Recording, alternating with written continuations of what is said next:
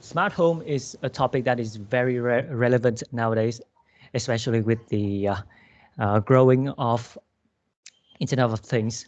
So I want to find solutions to make a smart home system more affordable and also more centralized. And by centralized, I will talk about that in my presentation. First of all, we want to understand what is a smart home and what are the appliances that can be called smart. Here you can see on the screen is some of the appliances that are smart home appliances. On your left, is the showcase from LG, which is a very well-known group for producing various appliances, smart appliances, such as a fridge, washing machines, ovens, microwave, AI assistant, voice assistant, and many more. And on your right is one of the most well-known brand in the smart light, which is the Philips, and in this case, the Philips Hue. So, cô xin lỗi chút là em có đi qua slide nào chưa? Cô thấy mỗi một cái slide đầu tiên cái tên là Smart Home using STM32. Có phải là em qua vài slide em chuyển rồi không? slide rồi. Cô vẫn thấy có mỗi slide này thôi. Các bạn thấy bao nhiêu slide? Dạ, bọn em thấy chuyển cô. Thấy chuyển rồi. Vậy hả? Cô không biết nói chuyện. Ok, bây giờ mới chuyển nè. Bây giờ cô mới thấy cái Smart Home appliance này nè. Ok, chắc là nó respond chậm một chút. Đốm sáng này cô bị hư internet, nhưng mà bạn khác cũng thấy giống cô mà. Ok, rồi giờ cô thấy rồi. Okay, em xin phép tiếp tục. Okay, so talking about smart home appliances, nowadays people require more safety, more comfort, efficiency, and transparency of their home environment. So as you already see on the slide, there are multiple appliances that apply the smart functions in their operation. So, but although being smart, most of these appliances does not work together, does not talk together, which means that they might require different ways of interacting, or sometimes different applications to control each devices. But on the other hand, this market is still growing fast and showing no sign of stop. As we can see in this slide of growth rate from 2021 to 2026, which is a prediction growth rate of the whole world, including like the names of like America, Canada, and the EU in general are expected to have the highest growth rate in the smart home market. And also you can see that Asia is also falling a bit behind, but still growing as having a mid-range growth rate is regional. So as you can see here on this slide, you can see that the growth rate is showing no sign of stopping, and as a result, we need to find a solution to make things smart home systems smarter, which means that we want to have things communicate together in such a way that brings the convenience to every user, the homeowners. So talking about the solutions that we can have, but first we want to take just a quick example to us approach of the smart home. So there's a research that believes that too high or too low temperature it is harmful to the residential users. So which in short terms is in a single house, it is bad. But moderate humidity in the air quality is a good condition for the home and the people that are living in the home. So to ensure a high quality living environment, it is particularly important to design a system that can monitor the home environment in real time and obtain accurate environmental data. So that is just a quick example to approach this smart home system and solutions. And so, but I forgot to include in my slide, but ST Microelectronics, which is one of the most well-known groups in the microelectronics industry, they have a lot of solutions, and the solutions that I'm talking about is to use a STM32 single chip microcomputer, which is a very viable option due to its ease of access, its price, the maintainability of the device, and how users can easily interact with the device, and how easily it can be used for companies to develop solutions to use that. How the STM32 will make smart homes smarter is that there are, and on screen you can see that there are multiple elements in a smart home, and using an STM32 microcomputer, we can make many of these smart home appliances talk together, work together in such a way that provides helpful information to the end user, which is the homeowner in this case, such that they can know what is going on with each devices that they have, smart devices that they have in the home, and also they can use one single platform to control every smart home devices, such as like an application or a website to control everything smart in their house. So that is it. That is for my brief introduction on smart home using STM32. Thank you for your attention, and I would love to hear any questions that you may have.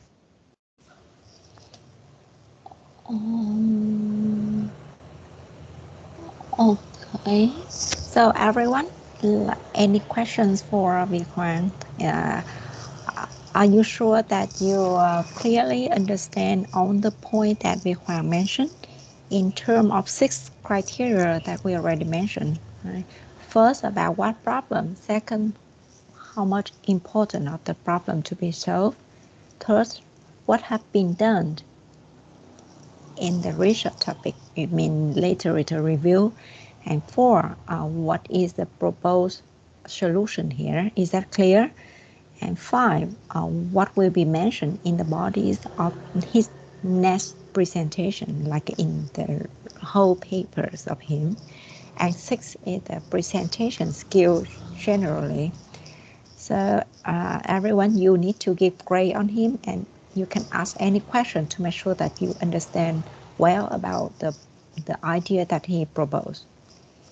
So any questions for Việt Hoàng?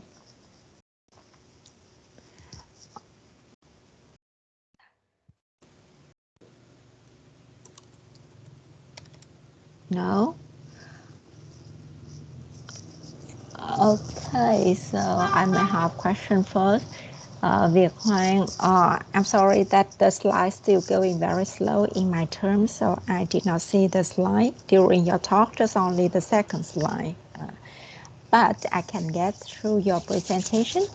But maybe I missed some point related to the literature review. So did you have a slide related to that? I think I might miss the slide on that, but I believe in my documents I may mention it. In the document you have that, okay, but in the slide you don't have. Okay, and yeah, I could see the problems, the reason, and also your proposed solutions. But I did not see the structures of your full paper that you going to present in the next chapter, like what you will mention for the rest, like a method, experiment, or something, what you will do there. So did you mention that? So I think yes. Also, I think my presentation may be missing that as well. Okay. So missing that, you will have 1 minus point. Okay, you have the very well presentation in terms of your presentation, oral presentation skill, and also I think slide is quite good, but I just see half a part of your slide, just the slide 1, 2, and maybe the last one. So how many slides in total that you have? I have in total 5 slides, including the title slide and the thank you slide. Okay, so I missed 2 slides. Okay, so do you upload in the folder as well? I use Canva, so I will convert the file to PDF and will upload again later. Yes, please upload that because we are, and everyone, please upload your slide there as well, along with your folders. So in your folder, you should have the document and the slides so everyone can watch during your presentation if they have any like a misunderstanding or something to give you a right grade, right point on that. Okay, so I invite the other questions for Việt Hoàng.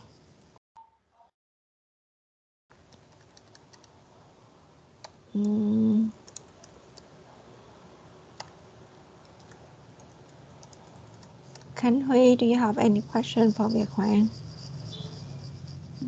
No, teacher. Okay. Okay, so thank you very much, Việt Hoàng. So now it's our turn to give the grade for you. Everyone remember that the maximum is 10 grade, maximum 2 grades for the first question, what problem? Maximum 2 grades for the second question, why? Why we need to focus on that? How important is that? For the third one is what have been done, maximum 2 points. For the fourth one is about what is proposed solution, maximum 2 points.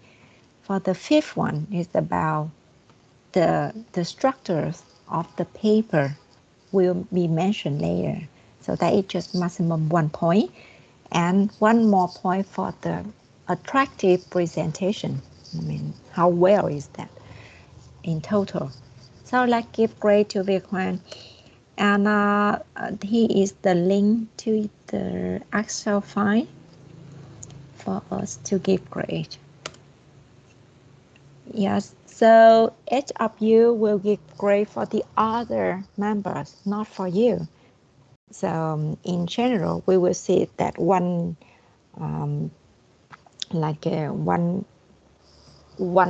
cell will be mixed because you will not give grade for your own.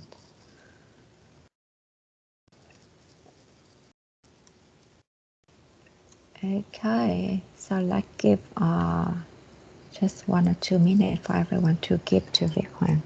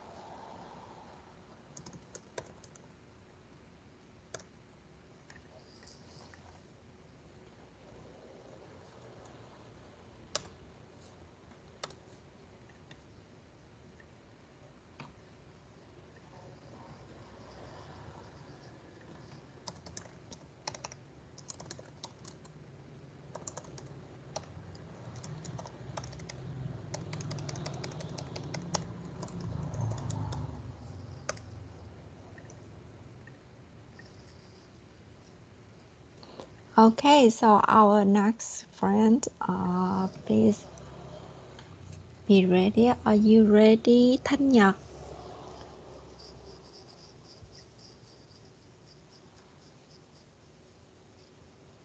Hello Thanh Nhật.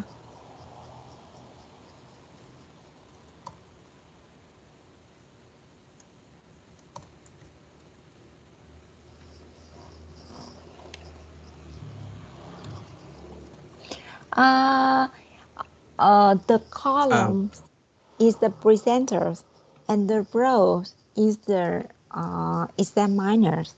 So please give grade to the one in the column. Okay. Mọi người hiểu không? Có nghĩa là cái bạn mà bạn trình bày ấy, thì tên bạn sẽ nằm trong cái cột dọc là cột A đầu tiên đó. Còn mình là người chấm điểm thì mình coi tên mình ở đâu trong cái cột ngang ha. Cô xin lỗi, đang là cô phải có một cái chú thích ở đây cho các bạn để các bạn không bị nhầm lẫn. Ở trên đó là examiner, có nghĩa là mình đó là cái người chấm điểm đó. Examiner nào nè. Còn cái cột dọc sẽ là cái presenter.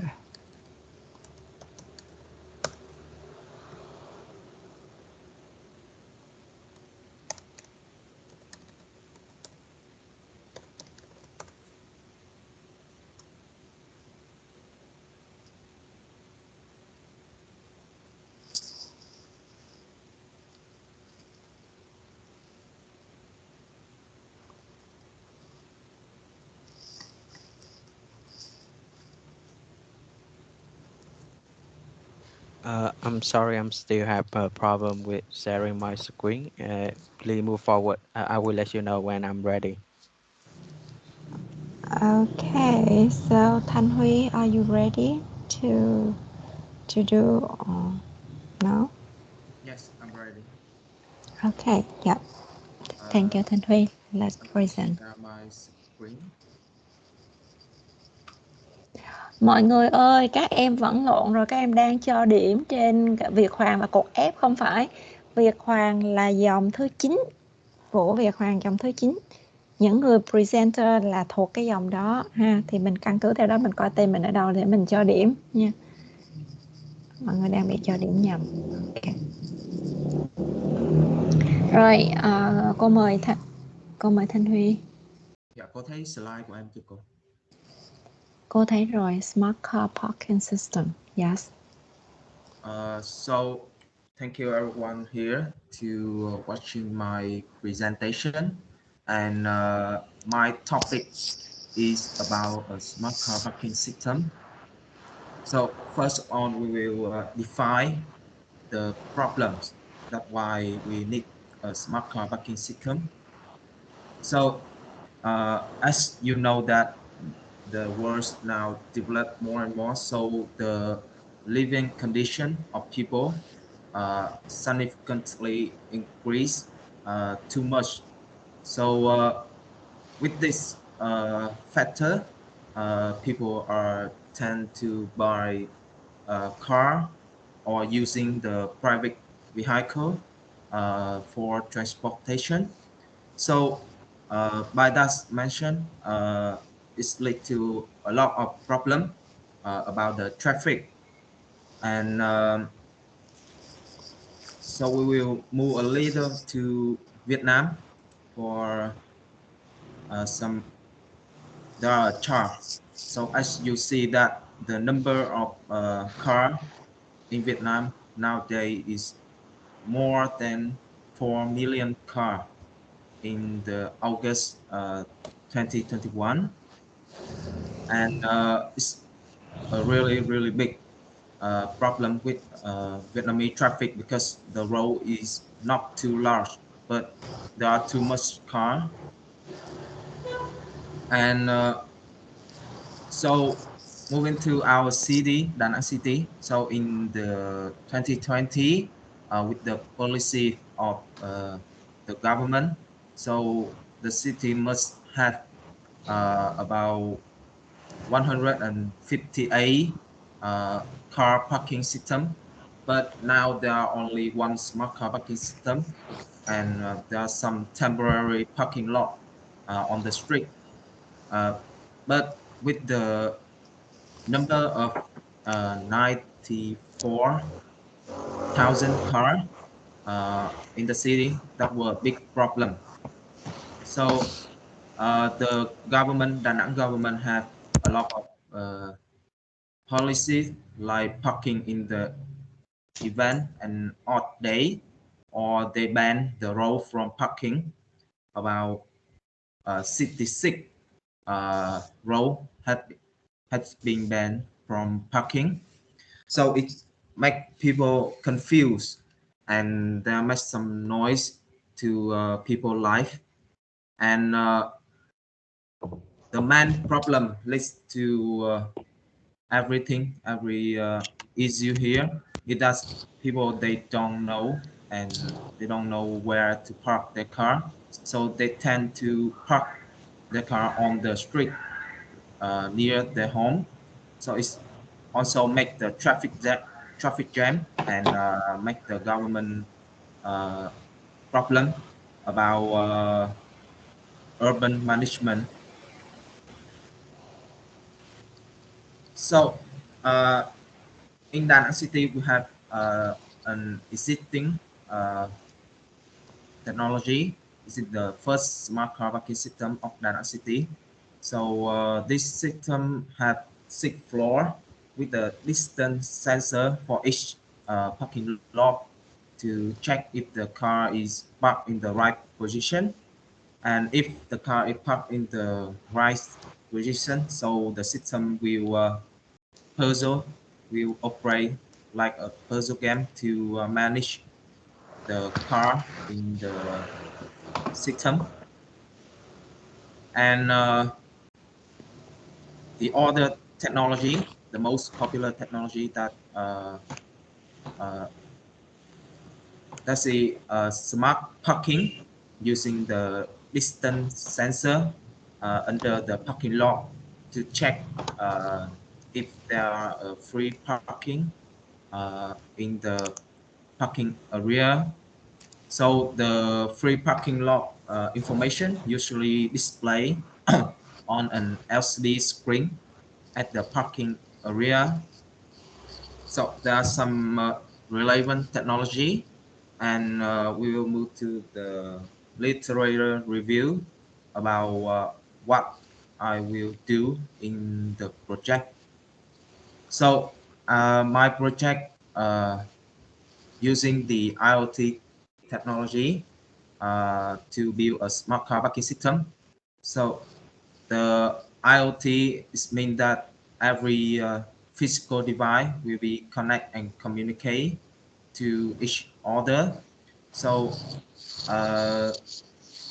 we can build a sensor, distance sensor, connect to a controller to automatically control the parking system, or we can connect the parking system with all the parking system in the city to generate a lot of information for the people. So the second part of my project is about using building an end user application. It's a smartphone application or a website, so that the information about parking system will be sent to the customer, so they will know where they can park their car. So it will reduce the number of car parking on the street. And by storing the data, and the government will use these data to monitor or analyze.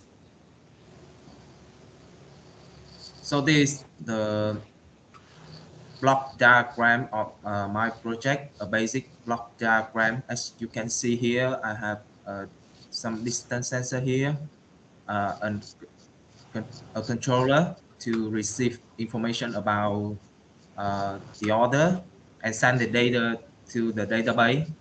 And here the end user application, so that the user can receive information about the free parking lot.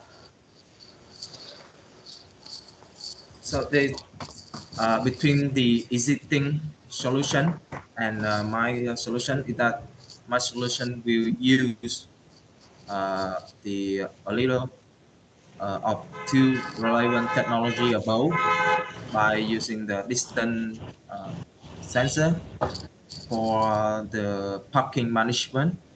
But the main difference is about the end user application and connect between the parking system so that the user will get a lot of information about the parking area so that they can reduce the time to find some place to park their car and have the government to manage the city and handle the traffic jam.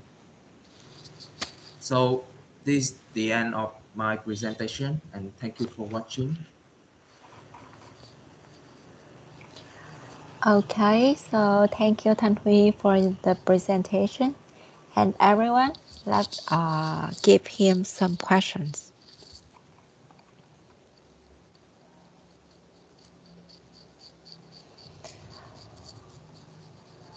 Câu hỏi các bạn ha. So this question is for all the examiner, not for Thanh Huy. That did you really see the problems that Thanh Huy mentioned is clear?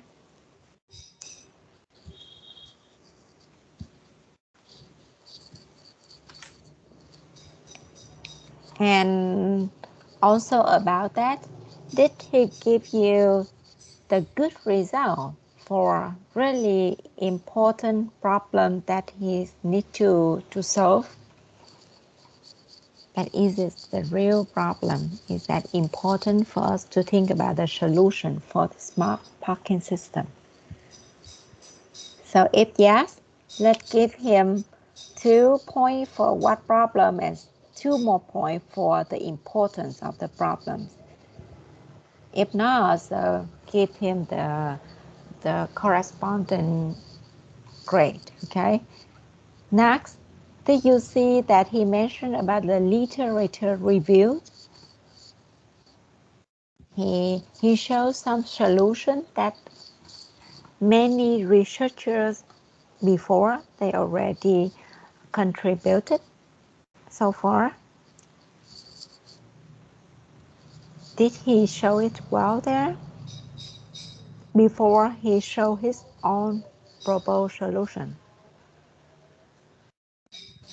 Okay. And did he mention about the body of his writing in later as well? Like the description for the work that he going to present in detail later. And how about his presentation skill? Let's answer this question before you give him grade, okay? And Thanh Huy, about your presentation, I also want to ask about literature review. I remember you did mention that, okay, you already read some previous research, and by that you mentioned in one sentence that, okay, the IoT can connect on the device together to control or to observe the status of smart parking system, something like that. But I did not see that. I hear, but I did not see any evidence or any number or data to see that what you say is really like really convinced me. So do you have that? Some evidence lies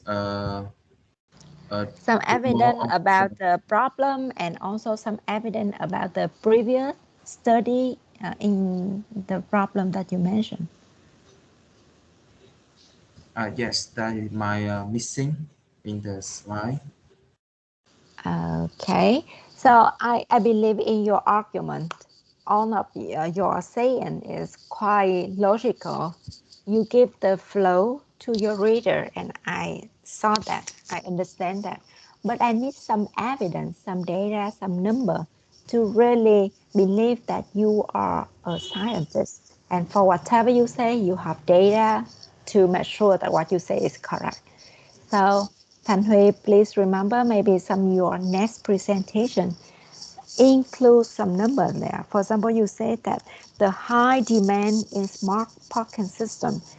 You did mention about the number of car increase or something like that. Let's also put this number on the slide to really convince the reader about that. Okay, the second is in your literature reviews. Please mention several points, like in the year of 2000 or so far, how many solutions that previous researcher they already proposed.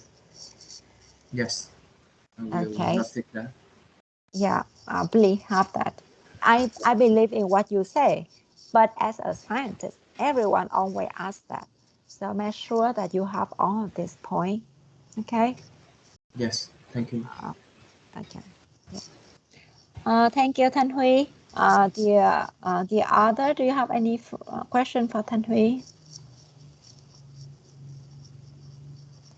Okay.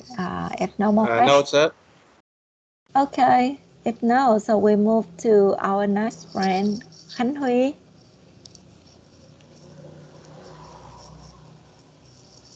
I'm here. Let me share my screen. Yeah. Mọi người nhớ nha, như cô vừa có ghi chú thêm với Thanh Huy đó, thì mình nêu ra vấn đề, mình nói tầm quan trọng của nó là tốt rồi, nhưng mà mình vẫn cần những cái thông số, con số bao nhiêu phần trăm thế này thế kia, để người ta được thuyết phục bởi con số người ta mới tin được. Và sau đó khi cái phần mà literature review mình nói về những cái nghiên cứu trước đây đã có nhiều người để đề xuất hướng này hướng kia hướng nọ, thì khi mình nêu ra vậy mình cũng có cái con số trích dẫn, thì người ta sẽ tin rằng tất cả những điều này mình có đọc thật và mình có dẫn chứng cụ thể trong một cái link nào đó. Thì mình phải có nêu cái trích dẫn ở đây, những con số trích dẫn, ghi chú tới cái tạp chí nào ở đâu, vân vân kiểu vậy. Nói chung là để mình thể hiện đúng một câu là nói có sách vách có chứng là vậy, nói cái gì cũng phải có số liệu, có trích dẫn.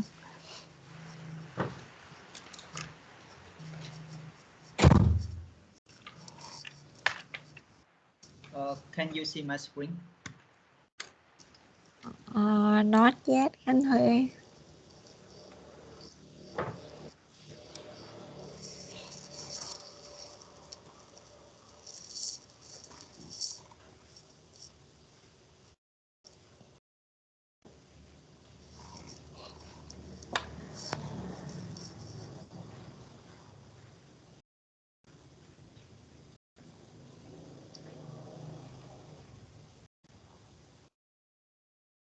Cô thấy được màn hình em chưa cô?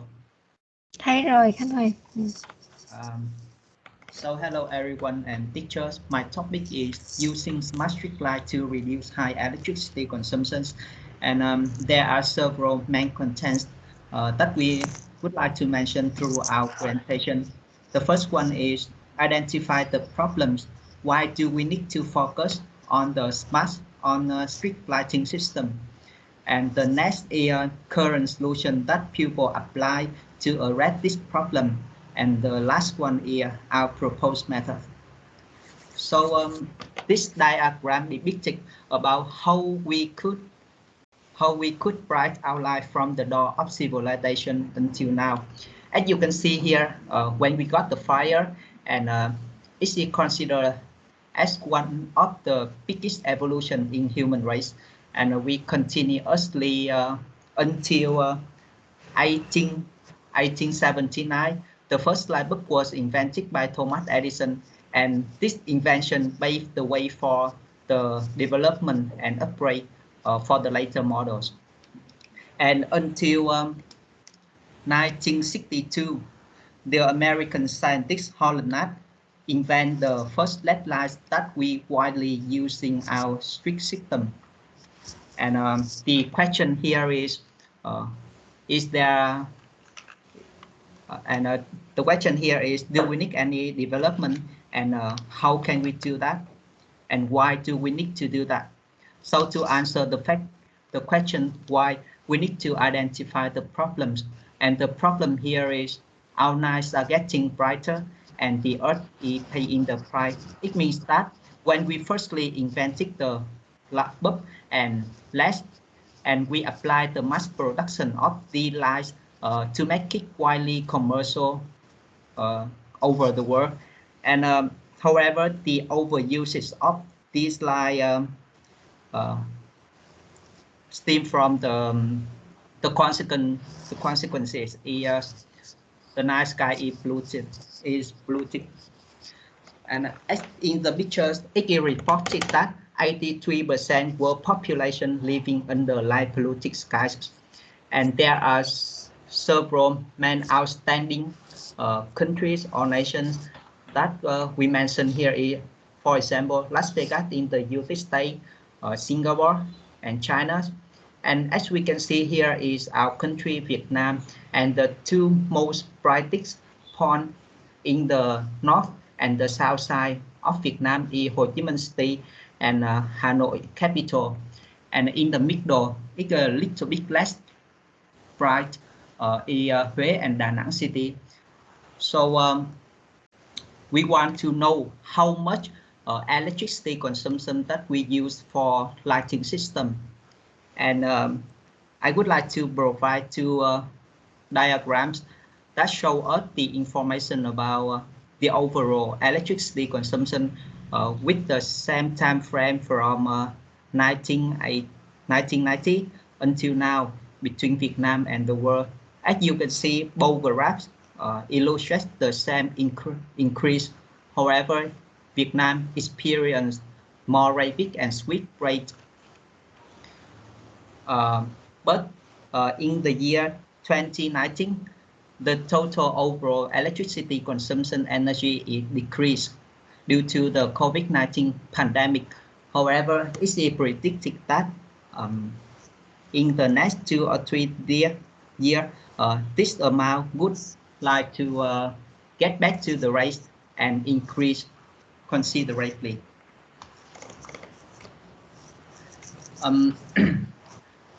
In 2018, the worldwide lighting electricity consumption accounted for nearly 20% of the overall total amount of electricity consumption, 1/5 of the overall. And in this proportion, street lighting and commercial lighting made up more than a half. And how about this rate in Vietnam?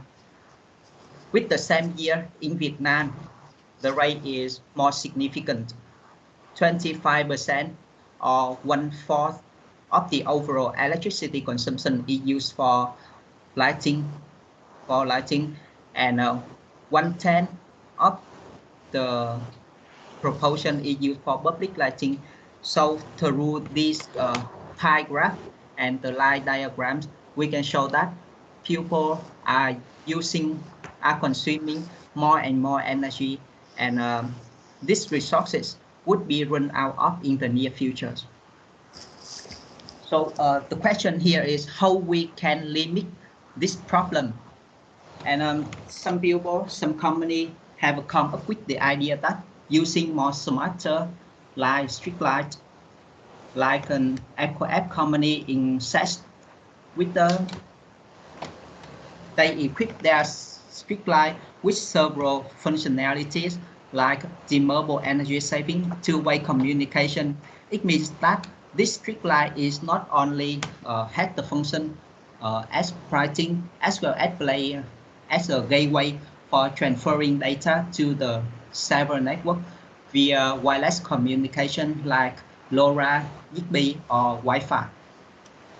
The next is human and vehicles detection. It would reduce the total amount of electricity consumption. Air quality evaluation, electric vehicle track socket, and SOS button for emergency situations. Another solution is TV Light company. Is one of the most famous in European countries, and it also equipped with some outstanding functionalities, and especially this had the functionality. The function is analyzing the traffic, it would detect the amount of traffic volume throughout the day and send the data to the server via LoRa or Zigbee also, and provide enough brightness for the light. And how about in Vietnam? In Vietnam, we also have the solution if Rạng Đông company, Rạng Đông Smart Street Light System, which has equipped it with some functions. And we move to the next section, our proposed methods that we want to invent the new generation of street light with the low cost maintenance, automatic management, energy saving, weather adaptation, high flexibility, and light pollution and CO2 zero emissions. And initially we assume that our street light would have some impressive features: automatic, advanced human detection, full remote management and control, neighbor trigger, darkness zero. For advanced human detection, the street light is designed to human activity, from high-speed cars, medium-speed cyclists to low-speed pedestrians. Inbuilt algorithm filters non-human movements such as small animals, rain, or snow. And this street light system could transfer data through a website, and pupil manager could adjust the brightness through website or mobile applications. And to provide this solution into many areas of life, from university campus, airport, park, residential area, industrial zone, and parking lot.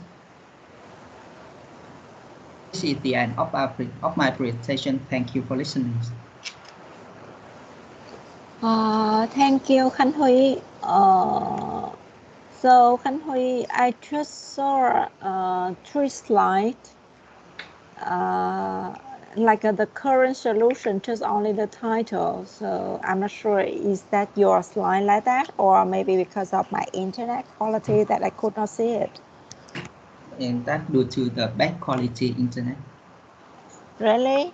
Okay, so can you please upload your slide in the folder as well, so we can create on your slide better, because I just could see the title. Yeah, please upload it there. Yeah. Okay, but based on your presentation, I saw the point about problem, about the need to do this research. I also hear about the current solutions or so far solution, and also about the situation in Vietnam for Rạng Đông Electricity, that what solution that they provide in this topic. And then I hear your solution using LoRa to control. But I just missed one point about, did you mention what you're going to present in the next session? I think that's my intention, is to provide some features. Yeah. Some feature that the advanced human detection using sensors, and full remote management and control using LoRa and Wi-Fi. No, that's, you mean about the future work, right? So in the future development, you may think about this. But I mean, for example, this is the introduction of your paper. So you please mention that, okay, in our next, or in the detail of my presentation, I will mention about the methods, some experiments, some result, and discussion on this topic, or something like that. So các em hiểu không? Vì sao mình cần cái sự dẫn dắt này? Bởi vì mình giúp cho người nghe họ cảm nhận được là nãy giờ mình đang giới thiệu, và bây giờ mình sẽ trong phần chi tiết, và phần sau đây mình sẽ nói về phương pháp, về cách thực hiện này kia, thì họ sẽ hiểu trong tổng thể mình đề xuất cái gì, không chỉ là cái lý thuyết không, mà cả một cái phương pháp thực nghiệm, kết quả, phân tích vân vân, nhiều cái dẫn chứng phía sau nữa. Kiểu vậy đó, giống như là một cái câu dẫn nhập cho một cái phần trình bày sau đó mà không phải là mình trình bày hôm nay, nhưng mà trong một bài báo thì nó sẽ là phần body tiếp theo sau ấy. Yeah. Ok, thì Khánh Huy không có mention cái đó đúng không? Yeah. Ok, các bạn chú ý nha, cô nghĩ là do các bạn quên, các bạn cứ nghĩ là mình chỉ present tới introduction thôi, nhưng mà nó cũng là một trong các điểm ha. Nếu mà các bạn coi cái criteria chấm điểm á, thì nó có cái mục thứ 5 á, là what will be mentioned in the body of your writing, có nghĩa là phần tiếp theo. Còn bởi vì những cái gì mình đang trình bày thì nó chỉ mới là introduction thôi ha. Ok, các bạn chú ý cái đó giùm cô. Okay, everyone, so please give grade for Khánh Huy, and thank you Khánh Huy again. So now we have time, so you present a little bit long, but later introduction is just around less than 5 minutes in total of your presentation. So let's keep it shorter and with the key point. Okay. Thank you Khánh Huy. So our next friend, Lưu Anh Khang.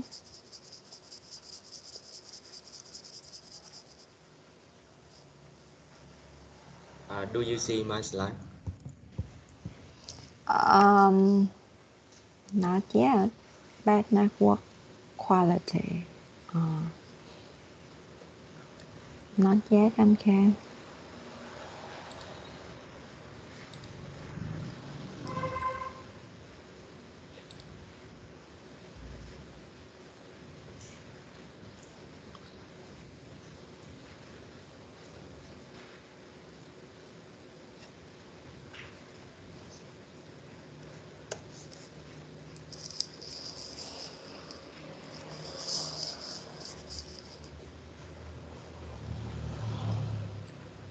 Các bạn có thấy được cái slide của anh Khang chưa? Chứ cô chưa thấy.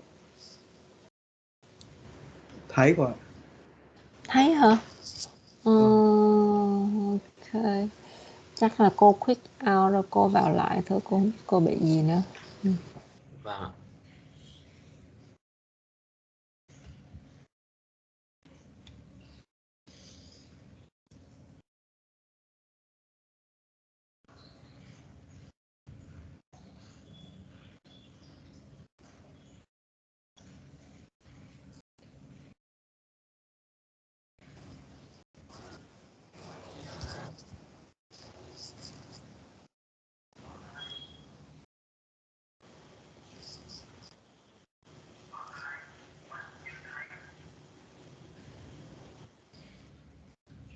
content only. Ok, cô thấy rồi. Yes, let's go ahead, Lưu Anh Khang. Today I will present about the design and implementation of the intelligent fingerprint lock. As you know that door lock is the essential system. This can provide me and we. This can provide we security of, and it's just like the barrier to keep your stuff and your workplace or your privacy and safe. And about manual door lock with always include the lock and the keys, and that means it have some problem with it. According to the 2019 FBI estimate that more than 1 million burglary, and in that have 55% of burglary involved forcible entry, 37.8 were unlawful entry, and 6.5 about attempted forcible entry. And you also think about the burglary always happen in the midnight, but you are wrong. We have 65% about the home invasion happen between the 6 a.m. and 6 p.m. and the average loss of from a burglary may be more than 2,600,000. This quite a lot of money. And about the where burglary break into the home, you can see it clearly in the figure. We have 34% about from the front door, and the second and third are the most common. That's either first floor window and back door, about the 22% and 23%. And on way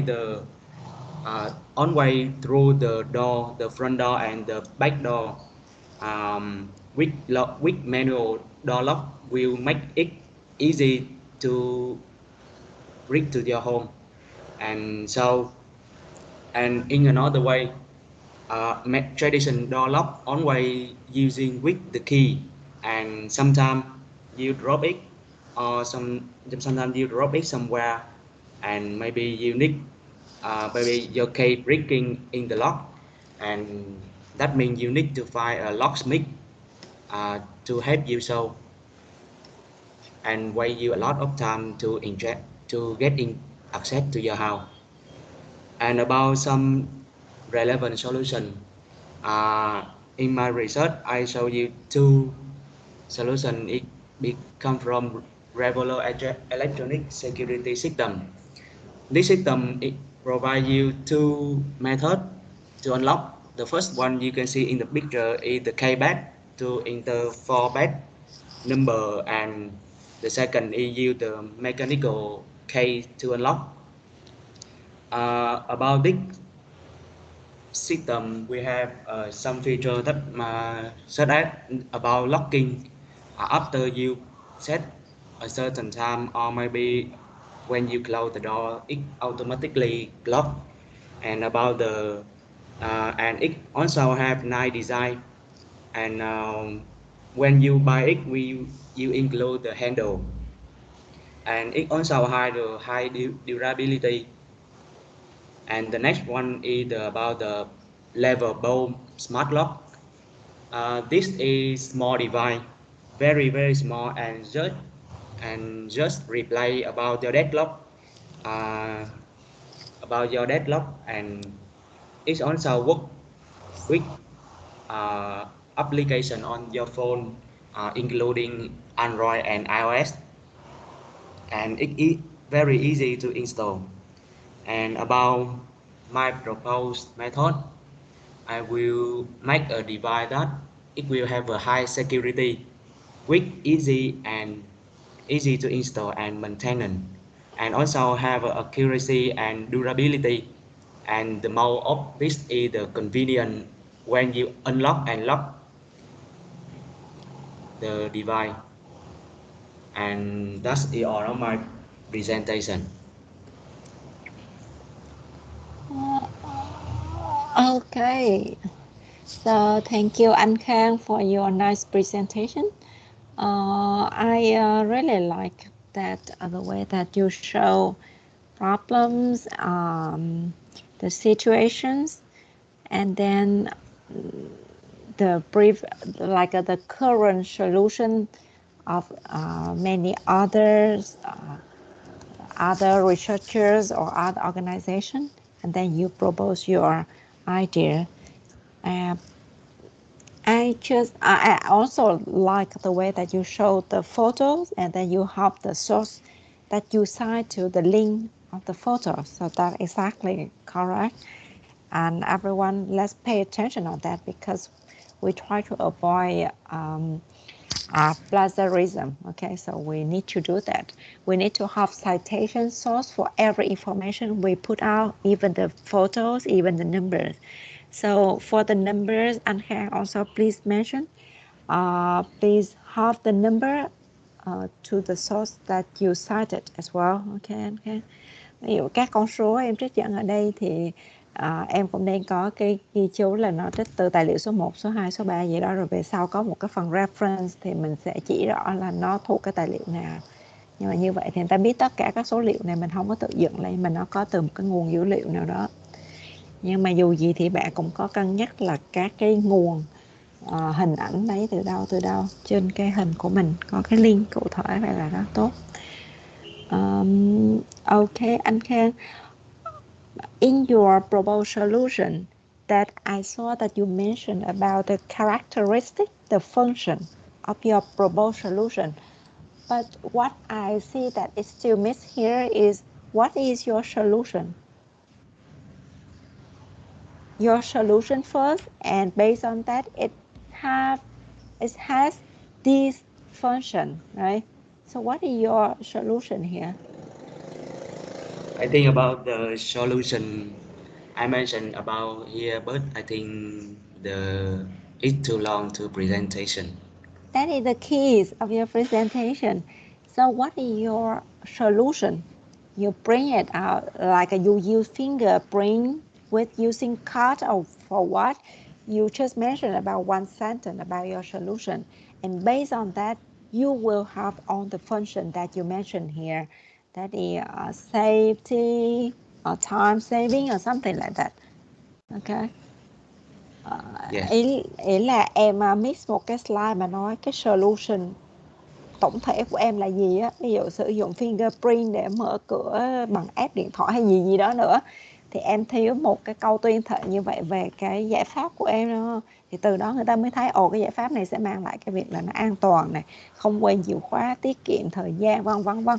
Những cái kia là những cái chức năng kéo theo dựa trên cái solution đó thôi, nhưng mà quan trọng vẫn là cái solution tổng thể. Cần thì em phải vẽ ra một cái hệ thống nhỏ nhỏ, trong đó dùng fingerprint này, rồi kết nối với cái card hay cái gì đó, thì mọi người mới hình dung ra là đó là cái solution. Hoặc đôi khi nếu không vẽ được thì mình đưa ra cái title của cái solution, giống như cái title của bài presentation này của em đó, thì đó cũng chính là cái câu solution đó. Dạ, đem thêm vào. Cái đó phải đi trước khi, rồi tiếp theo mới là những cái tính năng hoặc là những cái benefit đem lại từ cái proposed solution. Thì đó là high security nè, easy to install nè, convenient. Nhưng mà họ phải hiểu là em làm cái gì mới đạt được những cái này, đúng không? Dạ vâng. Ok. Và anh Khang thì đây cũng chưa nói là cái sự dẫn dắt là tiếp theo sau của cái này thì tôi sẽ trình bày về chi tiết về phương pháp, cách xây dựng hệ thống, design, experiment, data, gì đó. Các bạn chú ý nha. Bởi vì mình đang tập thử cái phần introduction thôi, nhưng về sau mình sẽ present nguyên một cái full paper, thì chắc chắn là em phải có cái phần dẫn nhập tiếp theo đó. Ok. Và cô và các bạn cũng sẽ chờ nghe cái phần tiếp sau cho cái bữa tới present của em. Okay, so thank you, Anh Khang. That's quite good. And our next friend will be Quốc Kiên. Yes, I'm here. Yeah.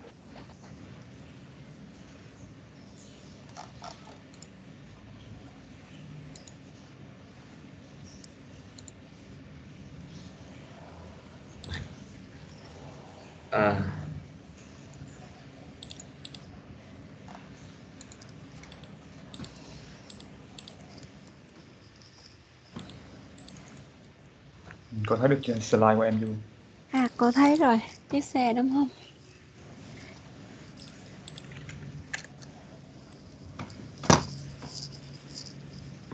Okay. Today I will glad to Smart car. talk about smart car parking systems in my project. And as far as we know, parking problems have always been an issue since the first automobiles were invented. Today, in the US, for example, there are 8 parking spots for every day, and parking lots on average cover about 50% of cities, and today, and this is according to VAMA in December, the whole market saw 36,000 passenger car, up 28%. And 10,000 and commercial vehicles, up 50%. So you can see the vehicles, the increasing of vehicles, and this lead to the shortage of parking lots. And the solution here is encourage develop the public passenger transport by bus, and force people must prove that they have a parking lot to buy a car, or places as supermarkets and restaurants must have a parking for guests instead of letting them leave their car immediately. And the solution is not so much, and in the era modern, we should include the technologies like IoT, and I will talk about my solution.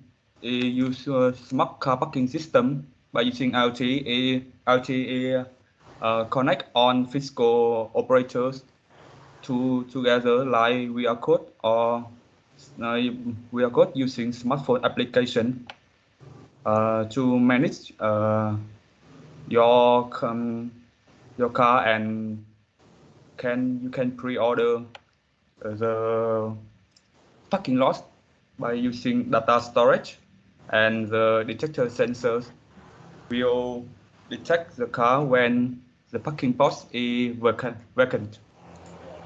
And some features about smart car parking system is automatic, can automobile detector, easy to use and maintain, weather adaptation, remote and control, and high security.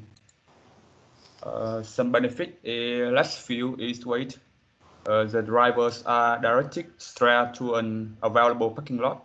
Therefore, they waste fewer kilometers driving around in circle looking for vacant parking space. Save money, save time, increase in safety, and reducing stress while searching for a parking space. This is the introduction about our project, and the next is I will talk more detail about our project by using what's the technique. So thank you for your time to listen about my project.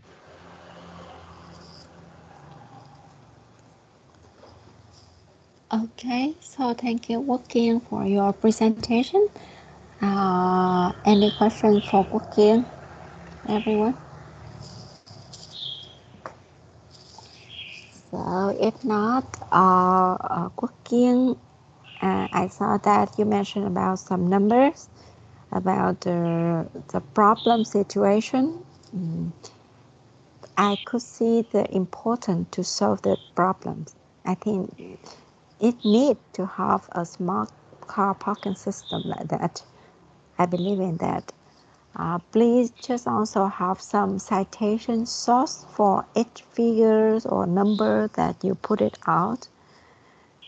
Okay. But for the literature review, can you go back to that slide?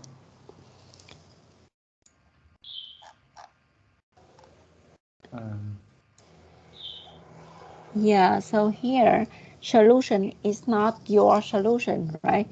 Yes. So it's someone else. So please leave the word literature review. It means that you review on the previous solutions, not yours. Okay. So I missed the reference. No, I mean for the title instead of writing solution, because it is not your solution. So let's change it into literature review, because that is some previous work or so far solution. It's not your solution, right? Literate. Yeah. And when we see that, so we think that, okay, here are some solutions that so far everyone already proposed to solve this problem, like encourage, develop the public passenger transport by bus, or blah, blah, blah. Okay, please, whenever you say that, please have the citation source go along with it. Idea like this. Em hiểu không? Là literature review có nghĩa là em liệt kê ra những cái nghiên cứu trước đó, những cái giải pháp khác liên quan vấn đề này. Thì với mỗi cái giải pháp này thì thật ra đâu phải em nghĩ ra đâu. Em cũng đã biết được từ đâu đó rồi này kia, thì nên nhớ là có một cái trích dẫn, ví dụ con số, tài liệu số 1, số 2, số 3 trong dấu ngoặc vuông á, đi kèm theo một cái câu như vậy thì người ta biết là em đã đọc tại tạp chí này, đọc tại bài báo kia, vân vân, các solution này. Thì nó tự nhiên toát lên cái vẻ học thuật là em có đọc nhiều, em có chứng cứ rõ ràng, chứ không phải em nói bừa ha. Yeah. Và nhớ là mình đã học trong cái môn học trước, có nghĩa là khi viết câu văn thì chú ý cái việc là parallel structure, có nghĩa là mỗi cái ý mình gạch đầu dòng đây thì cái cấu trúc viết nó cũng phải tương đồng với nhau. Ví dụ anh em chọn là động từ rồi cái cụm danh từ phía sau thì nó cũng nên nhất quán cho tất cả các ý. Thì ở đây mình để encourage, develop là cũng hơi sai về mặt ngữ pháp rồi, nhưng mà để động từ ở đầu thì cái cuối là play shorter supermarkets thì tự nhiên lại là danh từ. Thì khi cô đang đọc cô tưởng đó là động từ, là hãy đặt chiếc xe của mình ở tại supermarket. Lúc đầu cô mới đọc vô cô tưởng vậy, bởi vì cô đang nghĩ trong đầu là nó đang theo một cái cấu trúc song song đồng bộ, đang encourage rồi force people rồi cuối cùng là play something, thì cô tưởng là động từ là đặt cái gì đó. Nên các bạn chú ý, nó đây là cái cấu trúc song song về mặt ngữ pháp. Còn chính tả đồ này kia thì cái đó là tự mình kiểm tra thôi. Ok, cô nghĩ là tốt ở cái phần propose ideas, bởi vì là bạn có đưa ra cái giải pháp tổng thể, từ đó bạn nói đến cái benefit của nó, một số cái features. Ok, that's good. Mặc dù là tất cả những cái này chỉ là propose solution, có nghĩa là mình dự kiến mình đạt được thôi, mình đang đề xuất thôi chứ mình chưa làm được những việc này. Nhưng mà người ta cũng có thể thấy được là với cái giải pháp này thì mình hướng tới việc đem lại những cái lợi điểm này kia. Ok, cũng tốt rồi. Cô có thấy bạn có đề cập là mình sẽ tiếp tục trình bày về cái gì, nhưng mà nó vẫn hơi thiếu, nó chưa có thể hiện tổng quan với nguyên một bài báo, thì em sẽ phải nói rất là nhiều từ phương pháp, từ dữ liệu, từ thuật toán rồi này kia nữa. Thì có lẽ là bạn đang cố gắng chuyển tải cái thông tin này, thì bữa sau khi mà mình có đầy đủ những cái gì mình muốn nói ở phần sau rồi thì mình sẽ tóm gọn lại một cách đầy đủ hơn, tổng quan hơn. Okay, but anyway, it's already quite good. And any graph that you leave it here, please have the link after that to make sure that you collect it from somewhere.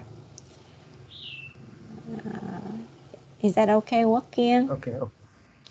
Okay, yeah. Thank you, Quốc Kiên. And now we move to our next. Cao Minh, Nguyễn Cao Minh.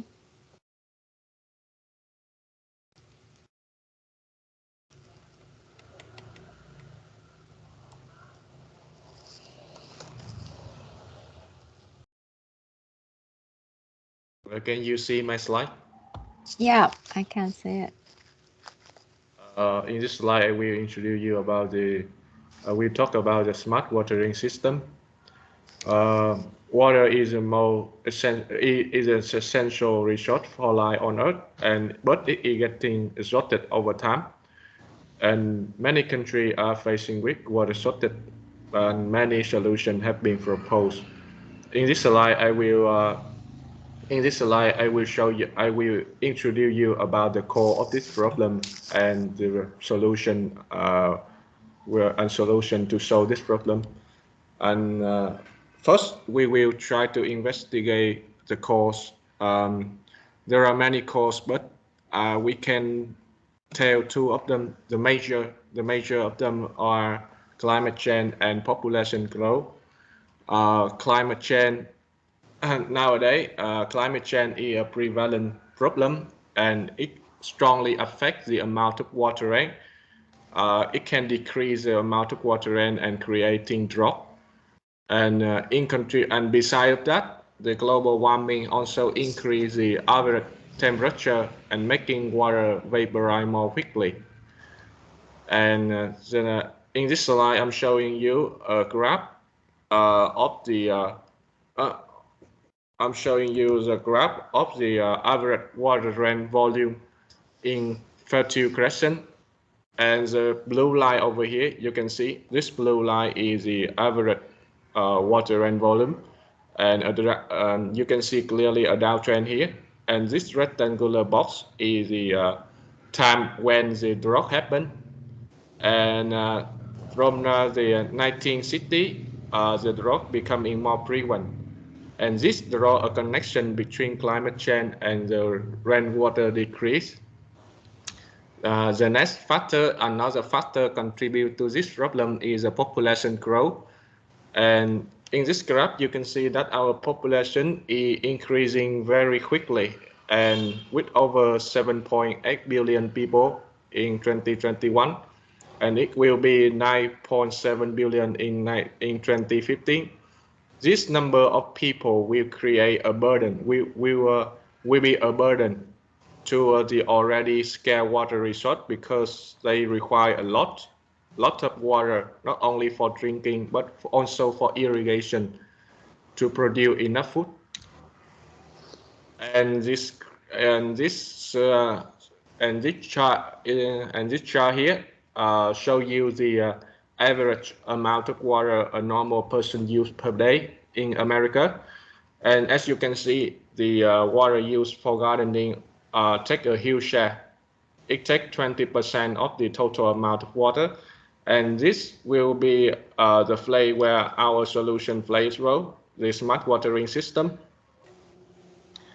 The smart watering system, in contrast to the traditional methods, it will provide, in contrast to the traditional method, which wastes a lot of water and is labor intensive, the smart watering will just provide plant with right amount of water it needs to grow, and thus it will reduce the amount of water, vaporized water and labor free. Although this solution is not a new idea, and you can find many products on the market implement this solution and easily on Amazon and somewhere in the supermarket. They are cheap and they easily to install. Thank you for your listening.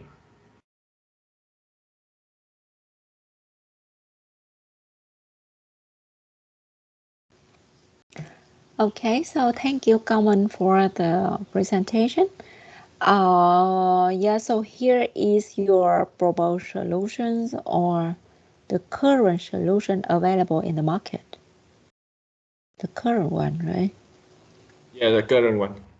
So is there any proposed solution of yours? For now, I can only propose this solution. Okay. So like you propose a solution based on your review, okay, not your new one, right? Okay, it's fine. Because we are not talking about the technical point, so we're talking about the structures of a scientific paper. So it is fine. Okay. Yeah, that I really like that you always have one graph for any point that you mention in the text. So it's help us to understand it and imagine on the information easily. But just please make sure that you have citation source for each graph that you use. For example, this thing. So where did you get this graph? So please have the link underneath. So maybe it will make your argument stronger, okay? More convincing. Yeah, very nice. Okay, this is also, I love the way that you put some number here. Maybe later when you know how to make the presentation more impressive, so you will cut down the sentence to be very short, a phrase, some keywords. This will be better. And please have the citation link or the number go along with each graph like this. Mình hiểu không? Ví dụ mỗi hình này mình có thể để ở dưới là cái source, mình để nghiêng, chữ nghiêng là cái link mà mình lấy cái hình này từ đâu. Nhưng cũng có thể chúng ta để con số nằm trong dấu ngoặc môn, ví dụ số 1, số 2, số 3 thì người ta hiểu là sẽ có một cái list của các reference nằm cuối của cái presentation của mình. Kiểu gì họ cũng sẽ tìm được thông tin là em đưa cái này ra từ đâu, chứ không phải là nếu em không để gì thì người ta sẽ nghĩ là em vẽ nên, mà đâu phải mình vẽ nên, đúng không? Tất cả những con số của cái hình, hoặc cũng như trong cái phần test mình bảo population tăng như thế nào, các con số 7.8 billion này thì mình nên mở ngoặc vuông cuối cái đoạn đó mình ghi lại con số mấy đó, có nghĩa là mình trích dẫn từ tài liệu nào đó, thì nó sẽ càng thuyết phục và làm mạnh cái luận cứ khoa học của mình lên. Okay, very good.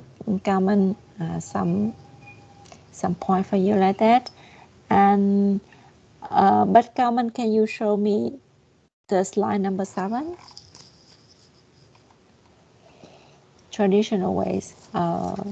Okay, smart watering. Cái này là em đi thẳng vào vấn đề là smart watering. Từ cái problem đó thì em đề xuất, không phải em đề xuất nhưng mà em nêu ra được cái solution mà rất là hợp lý để giải quyết vấn đề này, đúng không? Nhưng mà em chưa có giúp người đọc cảm thấy là có nhiều cái solution khác nhau, mà em đi thẳng vào cái solution em chọn đây luôn, đúng không? Dạ vâng, đúng rồi. Thì em nên có vài cái vậy để cho mọi người gọi là nhìn nhận khách quan một chút, chứ không phải là để giải quyết cái vấn đề là thừa nước trong việc tưới tiêu thì người ta cứ nhất thiết là phải smart solution ha. Hoặc là có thể đâu đó em đưa ra vài cái giải pháp nhưng mà em bảo những cái giải pháp này nó vẫn chưa đủ hiệu quả, thì có một cái giải pháp hiện nay mà rất là giải quyết được tất cả những vấn đề này, vừa điều khiển từ xa được, vừa giám sát được, vừa tiết kiệm nước, vừa tiết kiệm công suất, vân vân. Đó là smart watering system, ví dụ vậy, thì giúp cho người ta nhìn nhận một cách khách quan hơn về nhiều cái giải pháp khác nhau, cái nào tốt cái nào không tốt, kiểu vậy ha. Dạ vâng. Ok, thank you Cao Minh. Và nếu mà được thì như cô nói các bạn đó, em sau cái phần solution thì em sẽ bảo là rất là về phương pháp cũng như là các cái thực nghiệm để chứng tỏ điều này, thì em sẽ diễn giải sau đó trong cái phần next section, như vậy. Cái đó chẳng qua chỉ là để sự giới thiệu cho cái phần sắp tới thôi. Okay, everyone, any more question for Carmen? If not, so please give grade to Carmen, and we move to Đức Minh.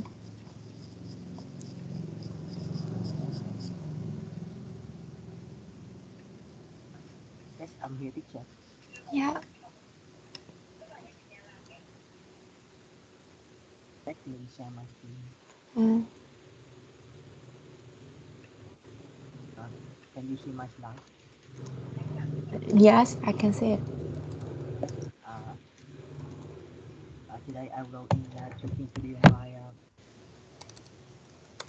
writing about the smart traffic light control system. This is the content of my present. Introduction about the brief, a little bit, the problem, and finally the solution. We are going to a little bit to the brief of the traffic light. The traffic light is a popular invention in many countries and developed in 1912. It consists of three color lines. The red line is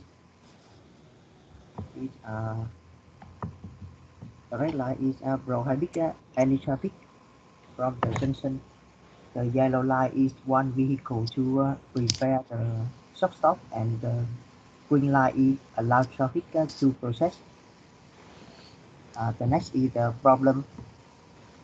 As you can see here, this is for problem I rely here. The density, the technology, the environment, and the pedestrian. The first one, we will go into the densities. As you know that the population in the world has reached 7.7 billion in 1909 and increase 1 billion in 97. So with the continuous population,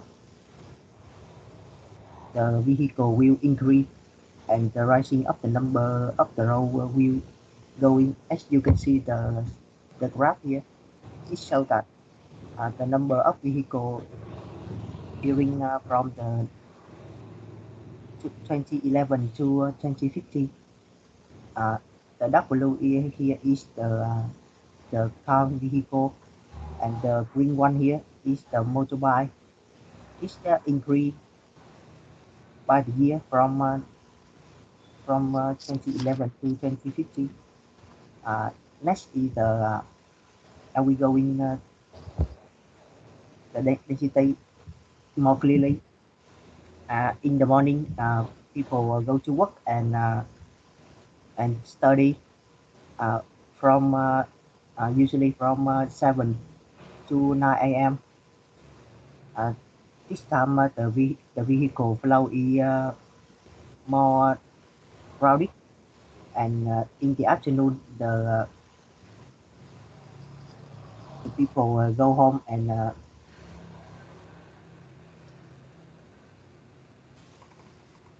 the traffic is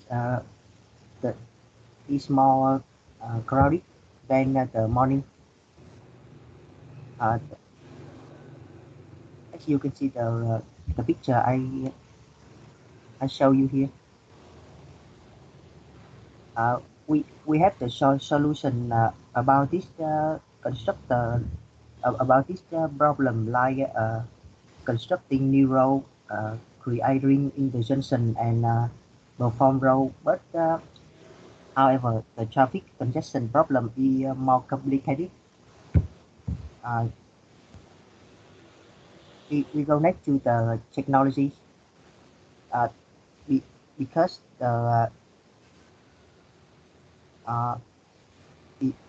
the current traffic light system is working on the fixed system, which means that that's the traffic signal display the color sequentially rely on rely on the sequence of the line, so it's not flexible. And the third problem is the environment.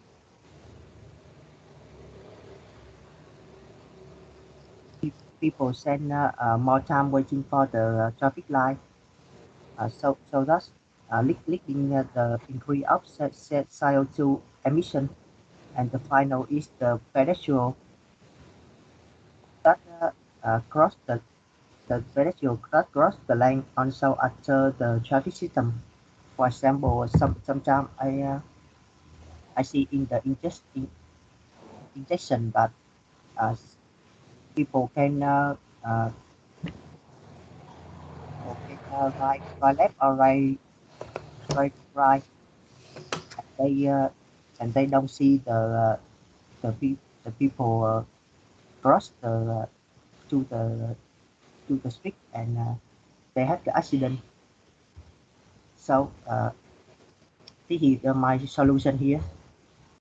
The conventional system needs to upgrade to solve the problem of the traffic congestion. And I want to reduce the traffic and the time of waiting, and lost the benefit in health, economic, and environment sector. That's in my presentation. Next, I will introduce you about the methodologies, the experience, and so on.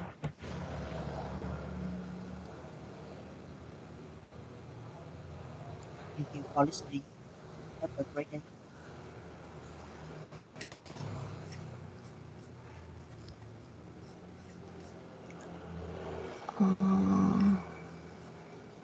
Thank you, Đức Minh, for your presentation.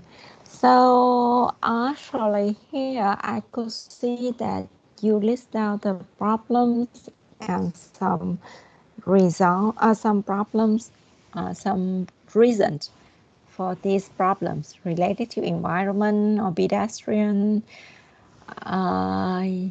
Yes, it's clear in terms of showing all the problems related to all the cause related to the problems. That's good. Okay, but in the solution, so what is your proposed solution? I want to upgrade the conventional system of the traffic light.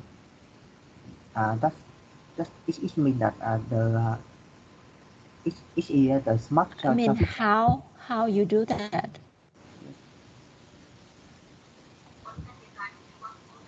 I mean, I know that you want to upgrade the traditional system, right, to make it smarter, something. But so if that, so you need to propose the solution that how you can do it. Like you cannot reduce the density of the traffic, but somehow with the smarter traffic light, you can control the flow of traffic better. So let's provide specific solution of yours to make sure that you can solve the problem that you mentioned. I got it, teacher. Remember that any solution that you propose, it should link to the problem that you mentioned in the previous paragraph, like you mentioned about about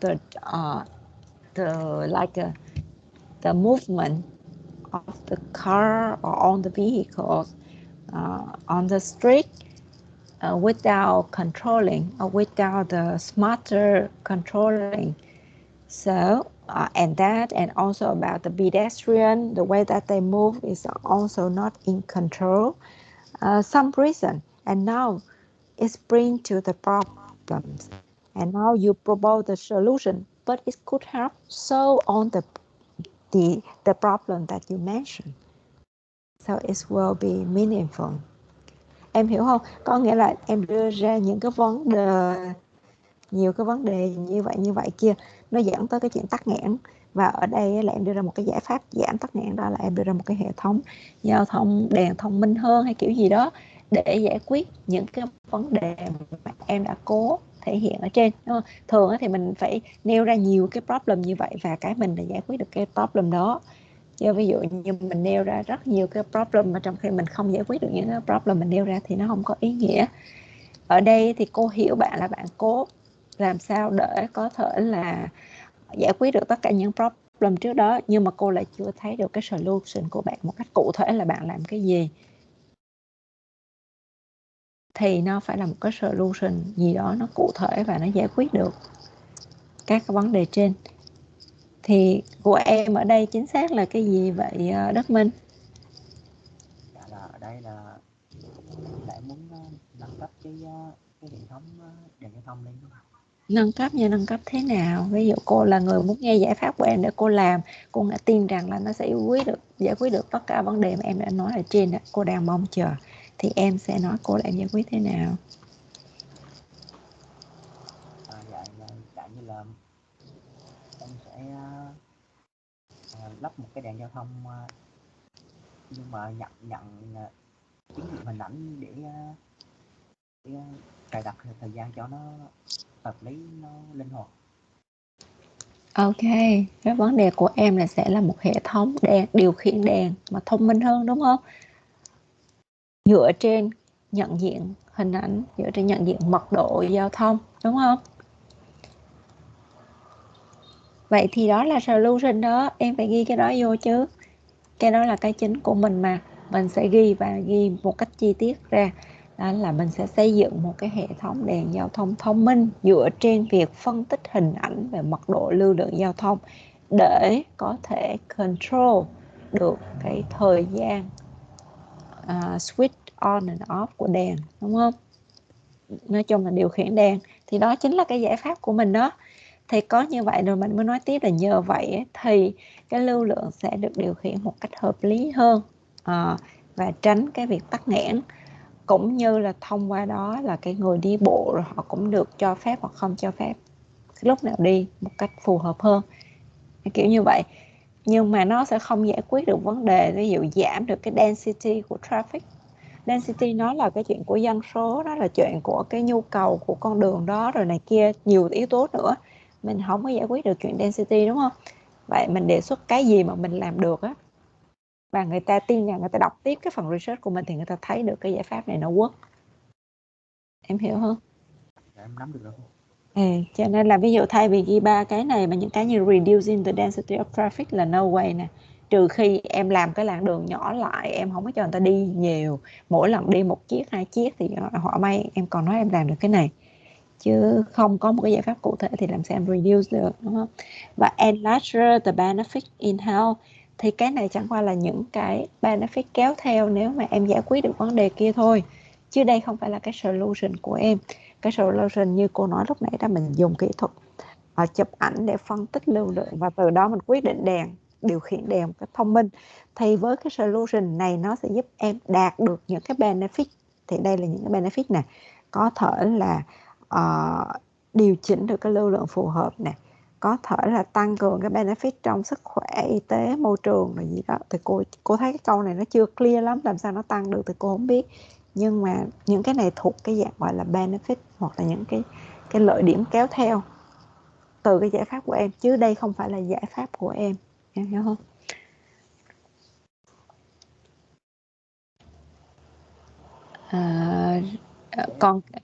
Còn cái hình tiếp theo thì Đức Minh show cái gì đó em, cái hệ thống support rồi. Ok, nãy em là cái đèn đó đúng không?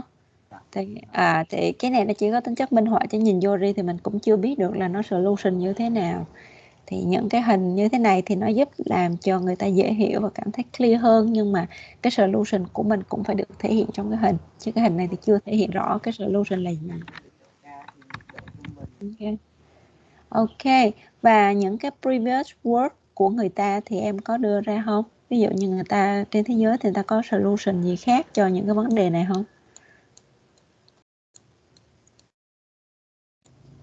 Mình chưa đề cập đây đúng không? Mình có đưa ra những con số về các cái problem này kia là tốt rồi. Thì em trả lời được câu hỏi thứ nhất, what is problem? Second, đó là tại sao nó quan trọng như vậy? Bởi vì những yếu tố thế này thế kia. Có những con số trích dẫn là ok rồi. Nhưng cái thứ ba là literature review. Người ta đã làm gì để giải quyết vấn đề này? Thì em chưa có cung cấp cho người đọc một cái thông tin về cái literature review. Và tiếp theo thì em đưa ra cái solution của mình, nhưng mà cần phải clear hơn solution là như thế nào. Ok, rồi tiếp theo nữa sẽ là ok, giới thiệu với cái solution đó thì mình dự kiến sẽ trình bày như thế nào trong tiếp theo. Đấy, là tổng thể là vậy. Còn nhớ những cái thông tin khi mình đưa ra thì luôn có trích dẫn đi kèm. Cô thấy ở đây bạn đã có các đường link, vậy là tốt rồi. Ok, thank you Đức Minh for the presentation. So now is grading times. And next we invite Nhật Minh, Phạm Duy Nhật Minh. Yeah, teacher. Yeah. Yeah, please.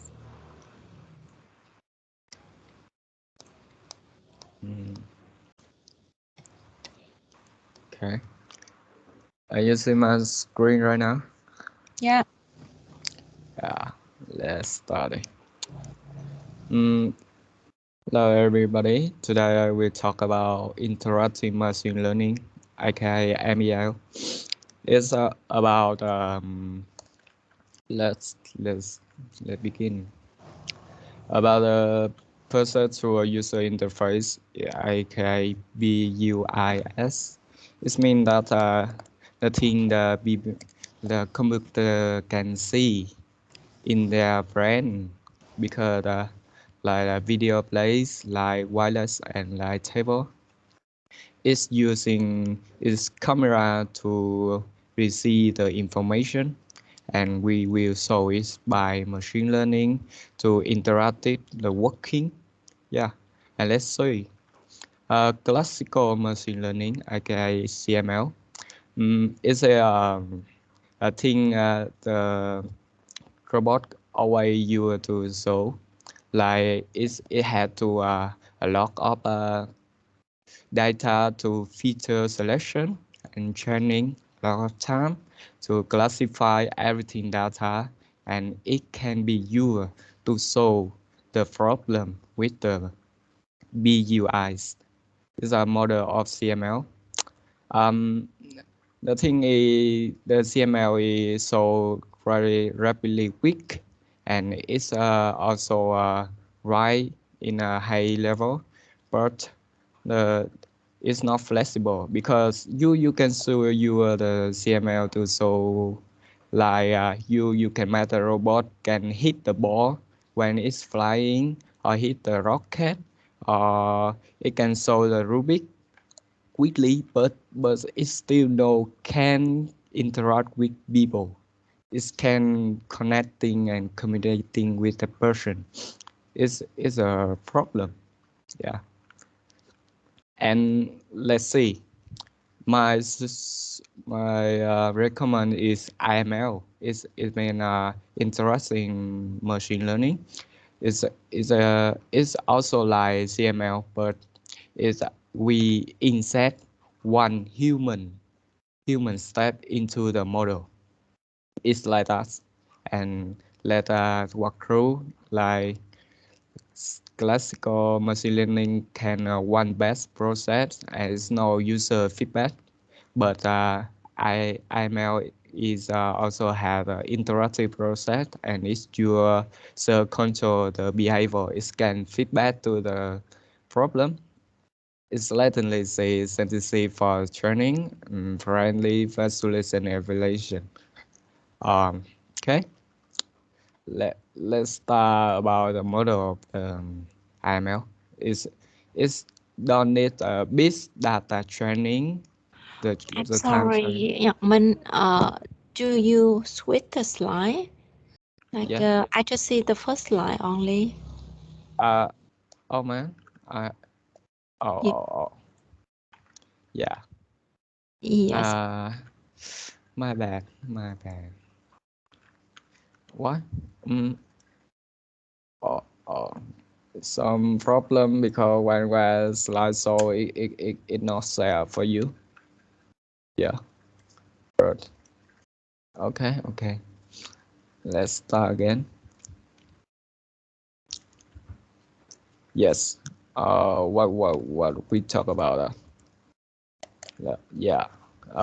Classical machine learning. Yeah. Okay, you can move ahead a little bit faster, so we already hear what you say. So let's go to the point, your current point. Okay. So IML, right? Yeah. Right. Oh, you listen clearly. Yeah. Thank you for that. So nice. The IML, yeah. The IML different from classical, like it's a iterator process, and user can control and give the feedback. We can insert the human into the model of IML. It so make the computer more human being. It's not only computer, it's more humanly. So, and the IML is mean that we don't need to big too much data to training, too long time to training. We just want to training it and give classify and interacting user, and when it's run, it get the feedback of the user and the designer, and it's got a more of correction, and it will give more correct answer. It's the way computer can working with people, because the environment working with people very flexible, and it's always change, and it's always need a feedback from the user, so we can use interactive machine learning to you in this case. So That's it about our solution when we applying machine learning into our problem. So that's the content of our study in the introduction. And the next time we will discuss the visual tools we creating using an ML model which called imaging processing with Horizon. And we will explore the detail about the EML model by examining the distinction from a CML. And finally, we will show you some research about the test between the two, the implementation machine learning algorithm. Thanks for listening. That's all my presentation. Yeah. Yes, sir. Okay, so thank you very much, Nhật for your presentation. So here I can see that your proposed research is about the IML, and you also provide some detailed information about your solution. But can I ask you what is the problems that because of that, like you choose this solution? Like the problem is the classical machine learning is not work with people. Like it can talking to people, it can say emotional, it can see the people who is angry or who is need to who is going to subscribe, or it can run into the other people. It can be you with environment people. And that have a view, yes. Okay. So yeah, so that's nice. So, but please also include this information in your slide, so to make sure that your reader can see the problem. So based on that, they will understand why you propose this solution better. Okay. So you can mention about the PML, CMLs, but let's put one big question that, okay, these still not, these still have problem because of this, that. So that's why now I propose this solution for IML. You understand? So our purpose is to raise the problem. So everyone identify the problem, and now they see that it is so important to think about the solution for this problem, and they can understand your purpose. Okay, and can I ask you that, do you have any literature review for this solution? I mean, based on the problems, any other research proposal for this problem? Not you, but the others. Sorry, sir, because I'm not so deep into this, so I not search any review. So yeah, no. So please have some review on that. I understand that normally when we talk about one topic, so we can go directly to the topic and show its benefit, how it's work, this thing. But we are showing in the in the way that we have the problems, and we discover that problem, and we try to find a solution for that problem.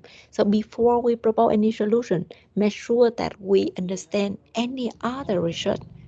What did they do for this one to solve this problem first? And now we understand everything, and then we propose our one. Okay? That is the way that we do research to find a solution for one technical problem. Is that clear, Nhật? Do you understand that point? Yes, I understand. Thank you, teacher. Okay. For the point that you mentioned about the problems and your solution, yes, that's good. You also cite to some information about this thing. That's good. And also you bring the reader to the overview of your next presentation. That's nice as well. Thank you, Nhật Minh. Some missing point, please modify for your like a next presentation for better better structures of your scientific paper. Okay, so now we move to our next friend, Trần Ngọc Nguyên. Yes, teacher. Let me share my screen now.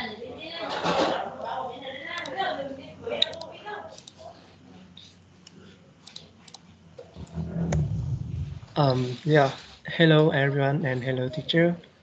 Today I will, my presentation today is about the,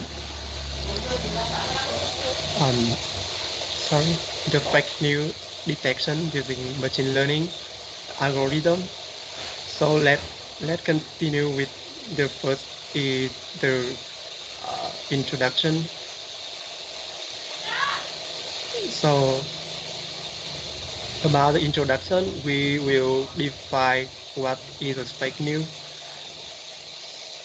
and yeah, the, and yeah, we know that fake news is something something wrong and something misleading information presented as new. So from that, people can suppress and can deliver the information to another. So that is a big problem for the society now. And what we need today is how we can solve that problem, and how we need to find out the technology to deal with the problem. And so we can see that everything as you can read in social media like Facebook or Twitter, so it can be true or not.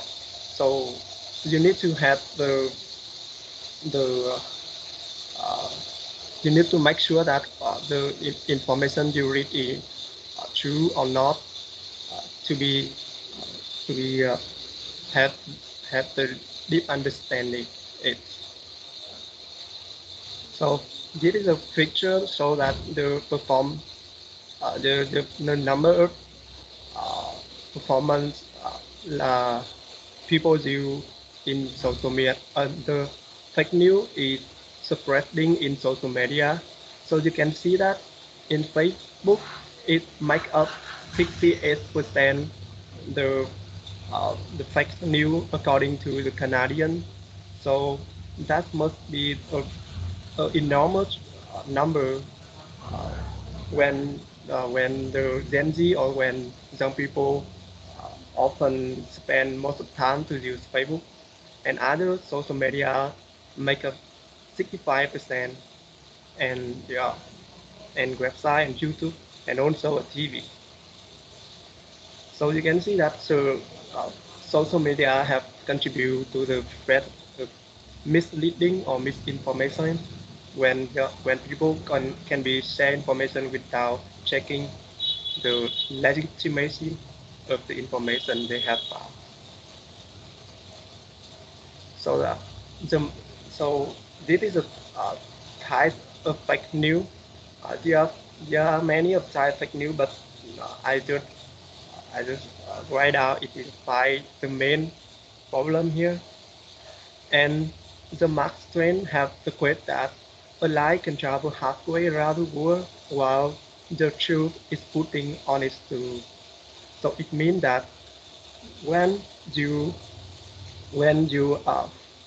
obtain and when you spread a failed or a wrong information to another, so the other can be spreading it into the other, so it will be the multiple it's like the mutating the information the failed information, so that can be becoming a big challenge. Yeah. And now I will show you some of the literature review to how to the people how to spot fake news. And first is we can using machine learning and sampling method to training the data and entrained-form model. So from that we can have a method, have a operating like the picture here. So first we can data set collection, and so develop the data we have to training machine learning, so can be detecting the fake news. The second is we know that recently the Donald Trump have to launch a new social media platform. It's called the Truth Social. So it is with the aim of this social media, it can be have the true information, and people can share it with the correct information. So don't have the case when spreading fake news to affect the other. So that is a good way to solve the problem here. And here is the other method to detecting fake news. So it also training machine learning model, but it do the classification, and so it will checking that the information is true or not, and it means that it will be cancel the information before spreading the news. So I think that's all for my presentation today, and thank you guys for listening.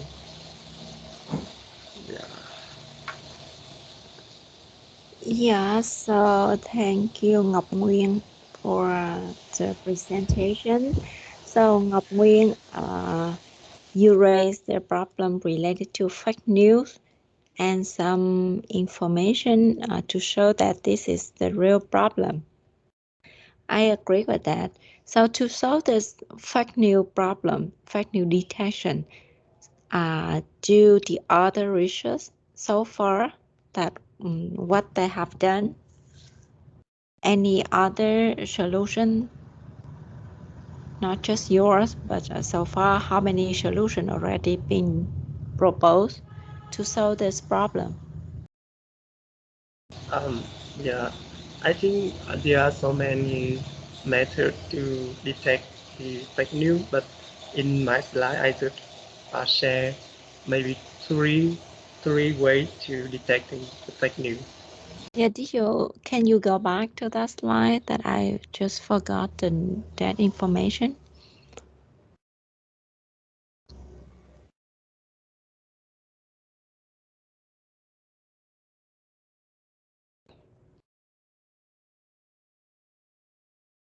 Okay. Yeah.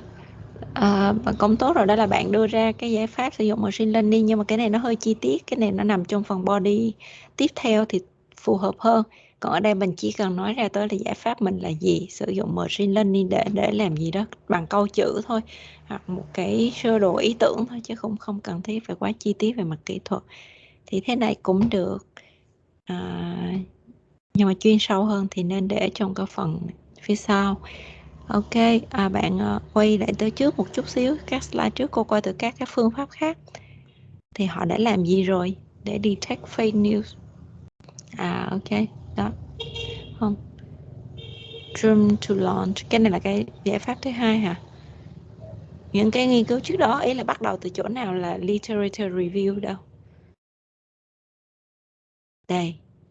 How to, đây là những cái nghiên cứu trước đó ha. Consider the source rich beyond. Rồi cái này, rồi tiếp theo là cái gì nữa? Không, cái này là cái của em chứ, phải không? Hay là cái của người ta? Dạ, đây là cái của người ta của. Ok, là sử dụng machine learning. Rồi tiếp theo một cái khác nữa là ông nói về một cái media platform, follow the truth. Ok, rồi cái tiếp theo nữa, cái này là cũng người ta hả? Dạ đúng rồi. Ok, rồi vậy thì cái của em sẽ là Dạ, ở cái slide này thì em chỉ mới nhìn vào mấy cái trước họ làm thôi, còn cái của em thì em chưa đi vào chuyên sâu nên là chưa có cái giải pháp của em cụ thể hơn. Ok, vậy thì hồi nãy cô hơi nhầm, cô tưởng cái này là của em. Vậy thì đây là những cái literature review của em. Mà nếu như vậy thì em nên để là ví dụ như mỗi một cái này là từ người nào, hoặc có cái citation, có cái trích dẫn tới cái nghiên cứu nào đó của họ, để mỗi cái đưa ra là những cái dẫn về các cái đề xuất nghiên cứu khác của họ. Ok, cái này có link tốt rồi. Cái Trump, cái này, cái kia. Ok. Cho cái năm nữa nha, thì thường người ta sẽ biết là cái đề xuất này từ năm nào, giải quyết việc gì. Rồi ngoài ra thì sẽ là cái proposed solution của em, hiểu đó là những giải pháp của người ta, thì với mình đề xuất cái gì. Thì thường một cái bài báo khoa học nó là vậy, ngay cả chuyện mình có review lại của người ta thì mình cũng sẽ bảo là cái proposed solution của mình ở đây, hoặc là proposed idea của mình ở đây, đó là mình sẽ so sánh tất cả các phương pháp này. Ví dụ nếu mà em không có tạo một cái gì mới, mà em chỉ làm công việc là em liệt kê ra hết và em tổng hợp những cái này, em so sánh độ hiệu quả của mỗi phương pháp, thì cái đó cũng là một cái solution của em rồi. Thì trong trường hợp đó em sẽ bảo em sẽ làm một cái review trên những cái phương pháp trước đó, và em compare them for the effectiveness in detection of fake news, for example. Vậy là em có đưa ra một cái gì đó mà em muốn đem lại cho người đọc từ bản thân em ấy, thì cái đó chính là cái proposed solution của mình. Ok, cho cô quay lại cái slide trước nữa, trước cái literature review ấy, thì em có nói về problem, các con số này kia đúng không? Ok, social media, common source. Ok, rồi cũng rồi, tốt rồi em. Thì nó hơi dài một chút. Tuy nhiên là bởi vì em đang tập trung mỗi introduction, nhưng mà về sau introduction nó chỉ là dẫn dắt cho câu chuyện chi tiết em sẽ làm cái gì, nên nó chỉ cần vài slide và nói ngắn lại thôi, không cần nói nhiều vậy. Và chọn lúc đó thì mình chọn những con số thật là ấn tượng để mình show ra. Ok, rồi cũng tốt rồi em, nhưng mà nhớ phải có proposed solution là gì đó. Dạ vâng, em cảm ơn cô. Ok, cảm ơn Hồng Nguyên. Rồi cô mời bạn tiếp theo, Nguyễn Văn Thiền.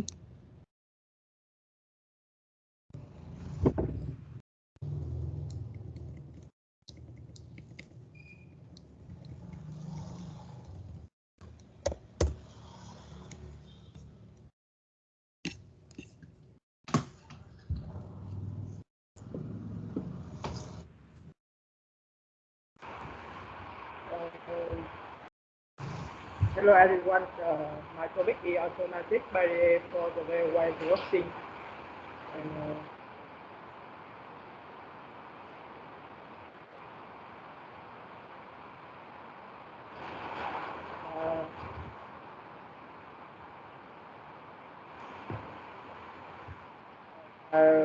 suppose I will introduce about the last railway network in the world, that is from United States, Chinese, Russia, and India, which this is the fourth largest railway in the world.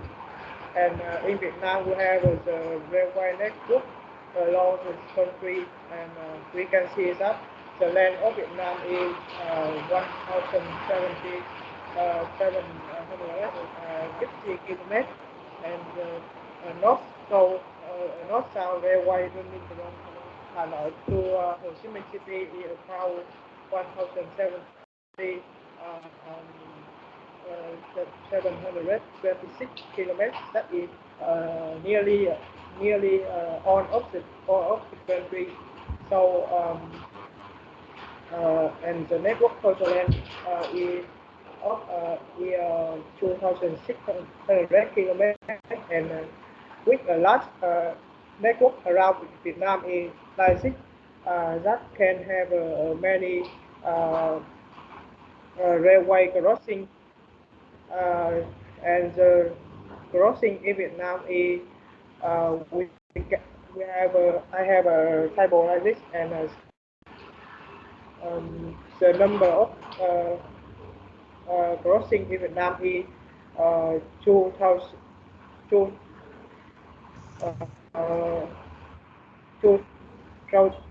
per kilometer in 2007 and 12, and the total crossing is 4,842.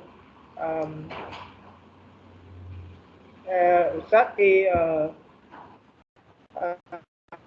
we have three popular level crossing is protected, unprotected, and unofficial level crossing. And the accident by the railway system in Vietnam from the 1988 to 1998. Here is the number of rate and rate of level crossing insured by the railway, and you can see the graph is increasing from 1980 to 1988. Both of the number of insured or the rate of insured is at the level of crossing. And I have statistics about the number of level crossing is 2,599, account of 66.3% of all railway accidents. So that's the problem here is from as the level crossing is popular. And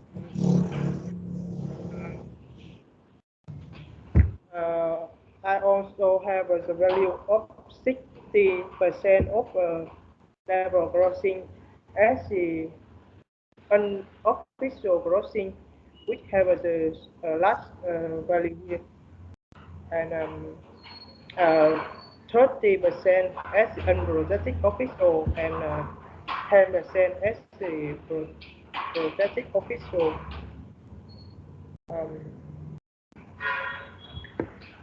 And the solution I mentioned here is automatic railway gate operation, which can replace the gate operated by the gatekeeper. We are using the simple electronic components as a train approach the railway crossing from either side, and the sensor play at a certain display from the gate detect the approaching train, and according controls operation of the gate, and the wheel of the gate move ever the train move over, and the whole tracks are shot to the ground, and this will indicating the train arrival. And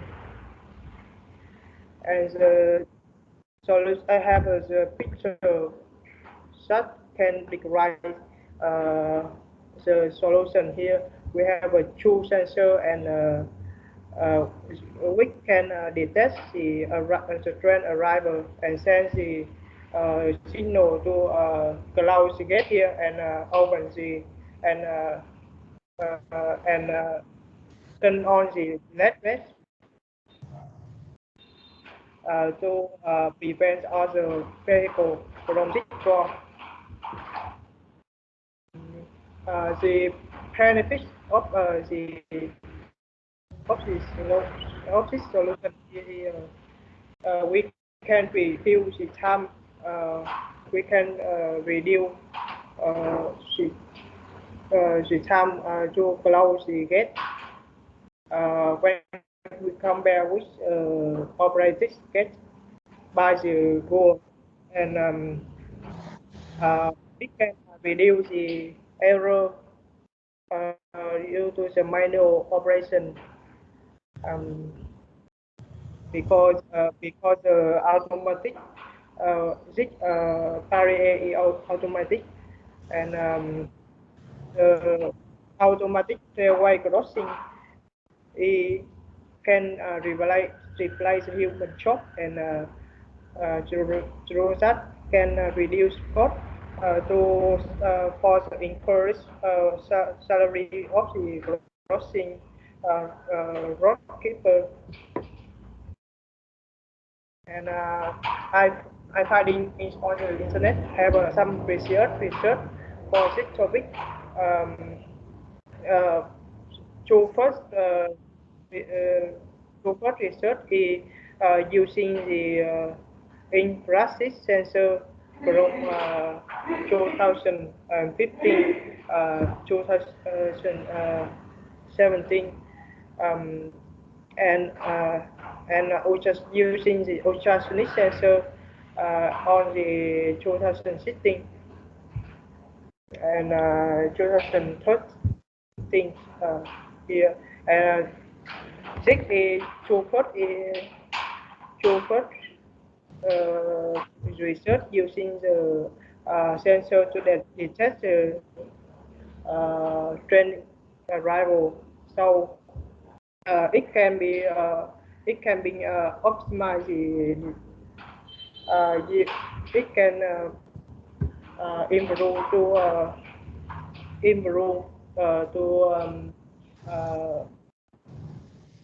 build system, and is this research install the detection system, but this is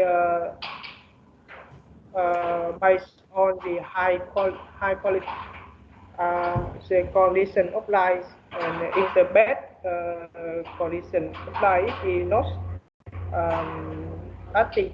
So it is cannot optimal for the detecting the train arrival. This is all of my presentation. Okay, thank you, Ting, for your presentation. Yeah, you bring many information about the problems, about some numbers, situations, and also solution. Previous research, previous work, not previous research. Okay, previous research sounds fine.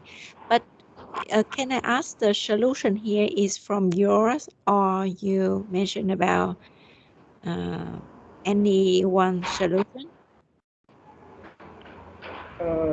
Yes, I mentioned one solution that is using the sensor to detect and send the signal to the operator. Okay, so it means that you want to propose this solution for the problem, right?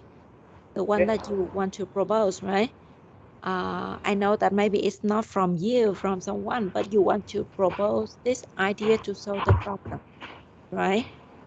So let's move it after some previous study, because after you do some previous work, you search for many other solutions, and now you come up with the final solution is using sensor this thing. Do you understand? Yes. Yeah, so before we narrow down to our final solution, let's give our reader the broader overview of many solutions, many previous solutions they already proposed, and now I really introduce you this solution of mine, for example, like that.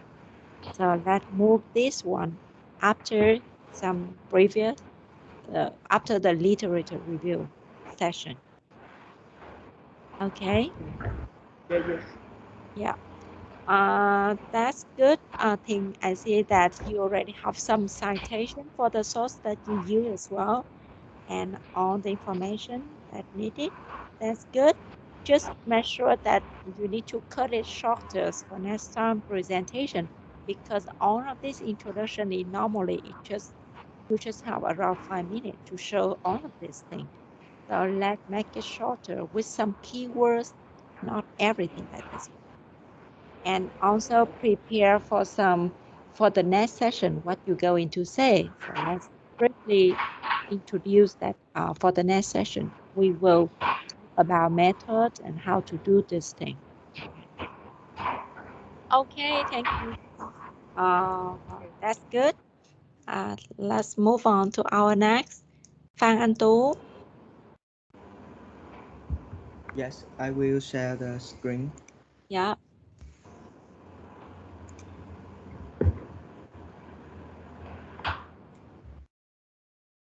So can you see my screen?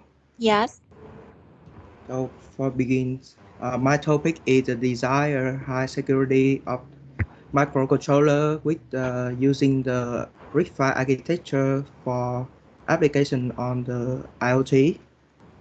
And so for the problem, so nowadays the development of the global communication network such as the internet and the digital information push up to develop the science and technology for participating in the fourth industrial revolution. And in this area of the fourth industrial revolution, the internet application demands is very high. So the IoT is the major technology that we can produce various useful internet applications, and it has the billion of the device of the system of the IoT network. And the IoT network can generate a huge amount of data from the sensor or from the wearable device or from the vehicle applied IoT or from the smart home or smart city or from the industrials. And if the manufacturers fail to master the hardware technology, it can make them passive in against the hardware and software attack from the intruder.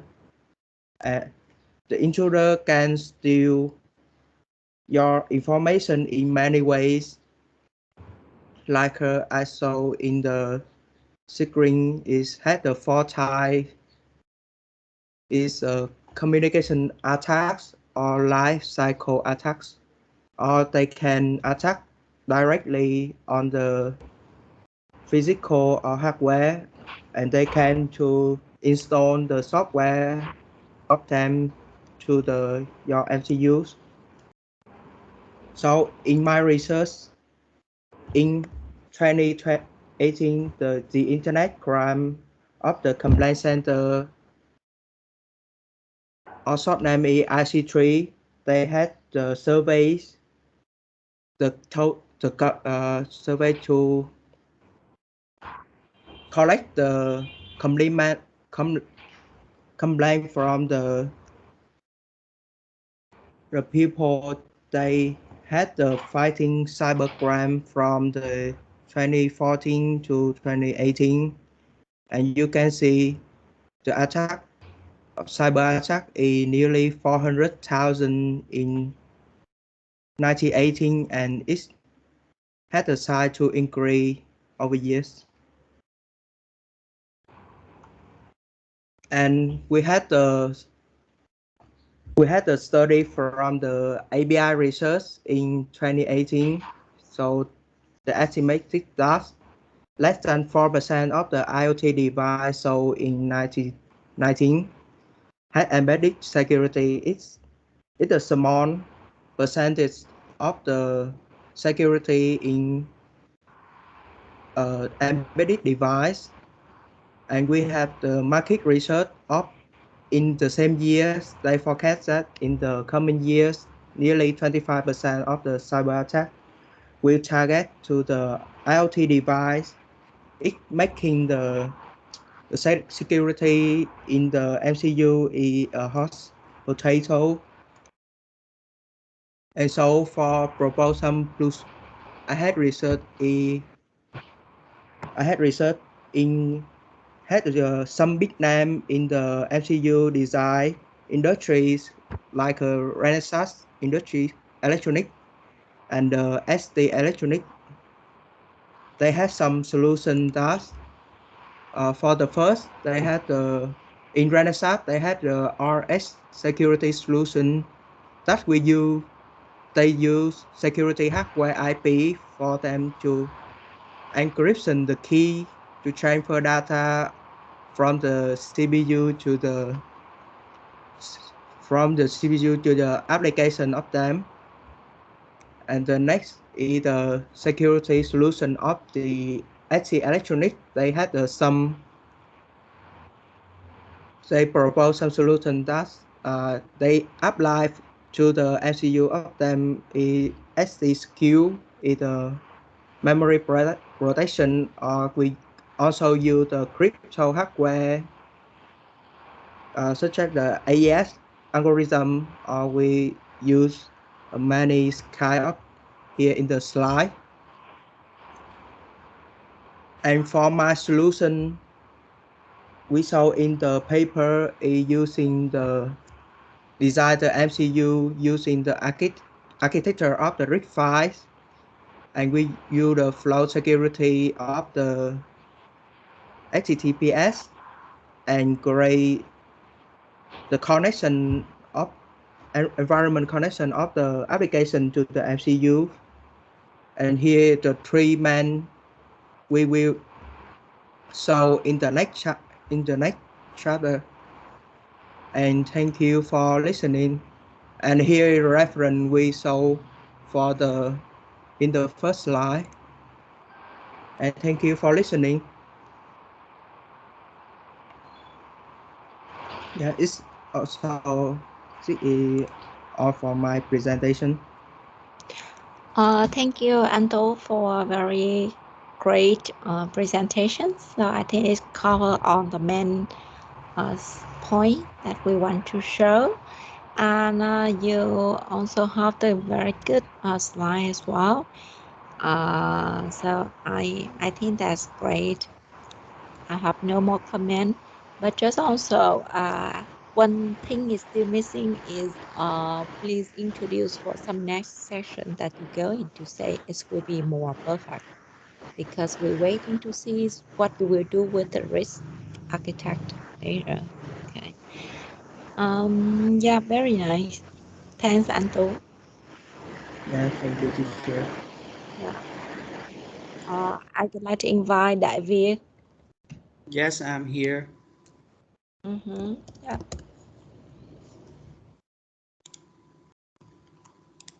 Can you see my screen? Yes. Okay. Now I will talk about the water quality monitoring system design and present by me. The firstly, this you will see this is our Earth, and it's covering by blue one. This is water, and it's just 4% up the 100% on water on Earth, either fresh water, and that's the main point of my present. And I put a reference here to show you the percent of fresh water remaining on the surface of the Earth. And the importance of the fresh water you will know the water is important for the daily life. It have many benefits, and we can live without it. in daily life we use this follow the chart here, and in the agriculture, aquaculture, and industry, watering for the tree, or the create the electric, so on. And the problem of the freshwater source in the present day, the garbage, environment pollution, toxic waste from factories, shipwreck, causing oil spill, all this is the harmful for the is effect to the water source, make the water so bad we can use it. And according to the survey from the 2019, we in Hanoi city, we according the water source of the civil status, residential quarter have a high level of leak and metal. I put the reference on on this slide here, and the consequence the harm effect of use toxic water will cause many different diseases, such as intestinal disease, eye disease, gynecological problem.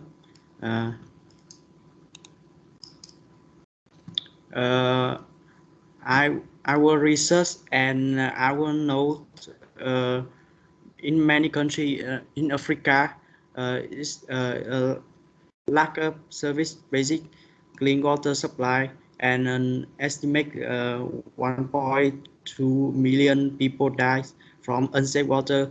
And I have a nice link here. Is link you will follow the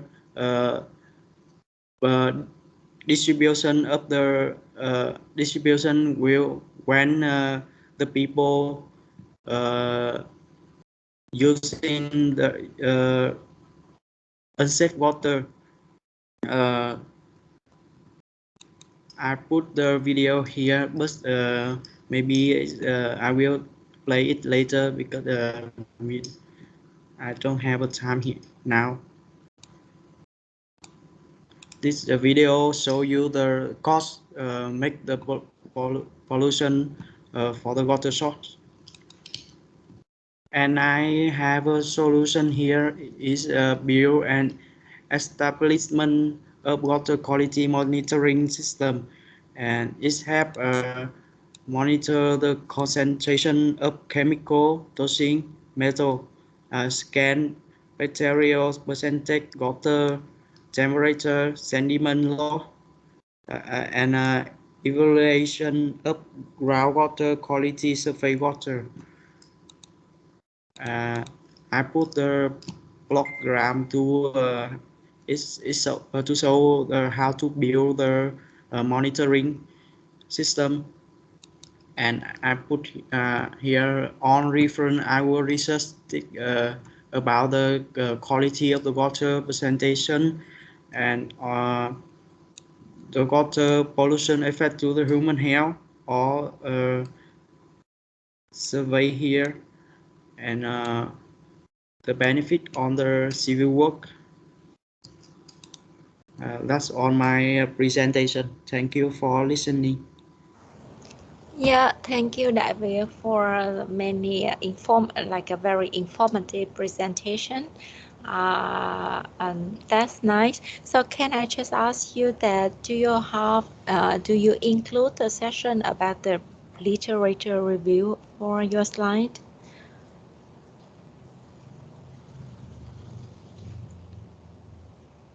Like I see that you really convinced me on the point that the fresh waters really needed to be safe. So yes. any solution so far around the world that they propose to save our water? I will research and I some on the video here have the have many way to save the water. You will see here. Okay, is this the recommendation video about Yes. teaching us to save the water? Yes. Okay. Yeah.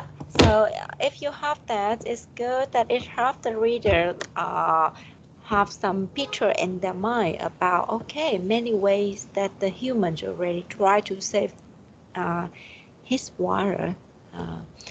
But please also include some like scientist value, scientist source that they serve in terms of like how to say scientist approach to Yes. save the water. I understand that this topic, you not focus on the technical solution, right? You focus on the solution in general about how to save the fresh water. So because of that, your video is also includes some the other way to save the water. But remember that we are doing scientific paper, so let's try to have some source that show the scientific approach. For example, like some technique, some technical approach, like the filters for waters or something, some how to say. Ý cô là một vài cái phương pháp trước giờ mà ta đã làm để bảo vệ nguồn nước sạch. Ngoài những cái phương pháp ví dụ như đây em nói là dạy cho con người trong cuộc sống hàng ngày thì chúng ta làm sao để bảo vệ, nhưng ý cô là mình đang tập trung ở một khía cạnh là một cái bài báo khoa học thì mình cũng nên trích dẫn những cái thông tin liên quan tới cái chuyện giống như một cái người khoa học họ làm, họ đang nghiên cứu về một cái phương pháp nào đó để bảo vệ cái nguồn nước về mặt khoa học á, thì mình có những cái thông tin gì để mình giới thiệu cho họ ha.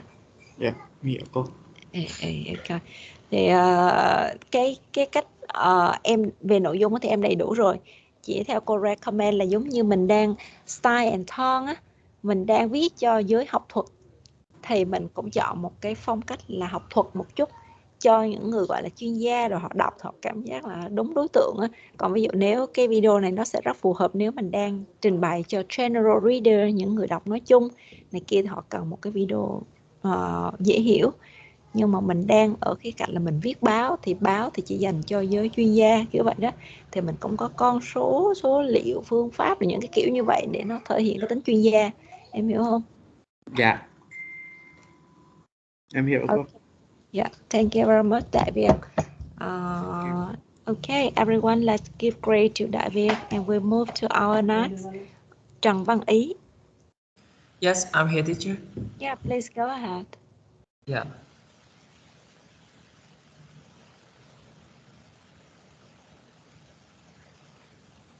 Can you see my screen?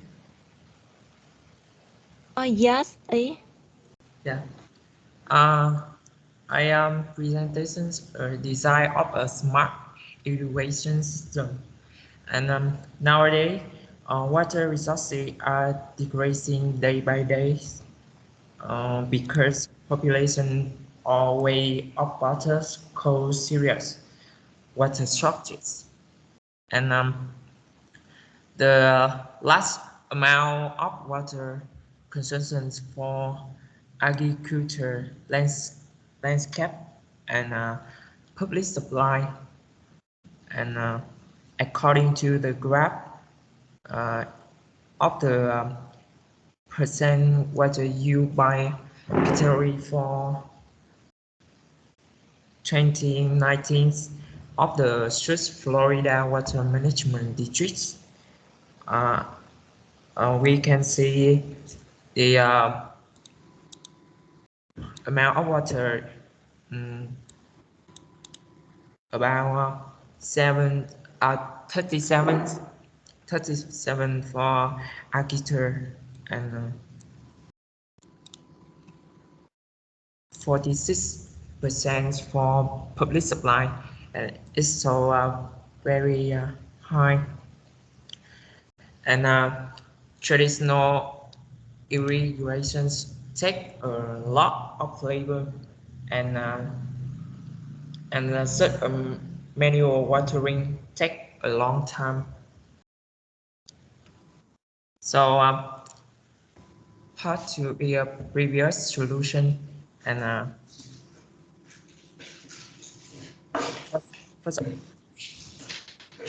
firstly overhead sprinkler system by the in the Schneider company, and they are with a control and assist to avoid the water way by automatically shutting off the when it's rain.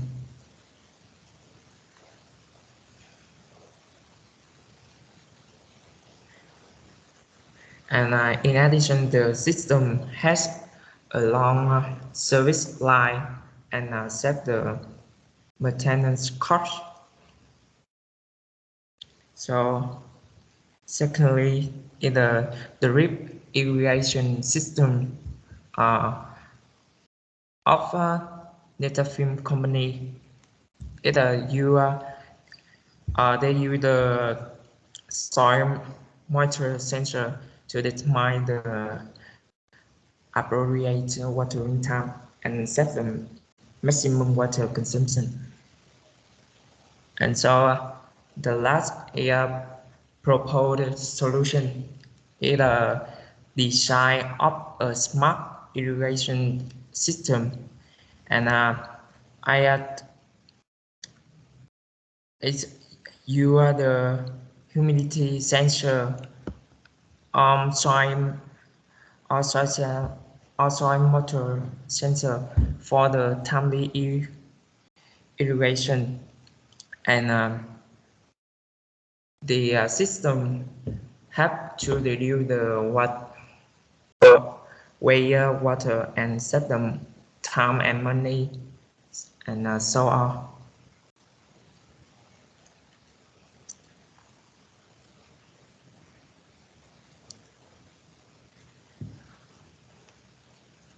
And that's on the presentations. Thank you, Ý. Can you move a little bit to the slide 5 and 6?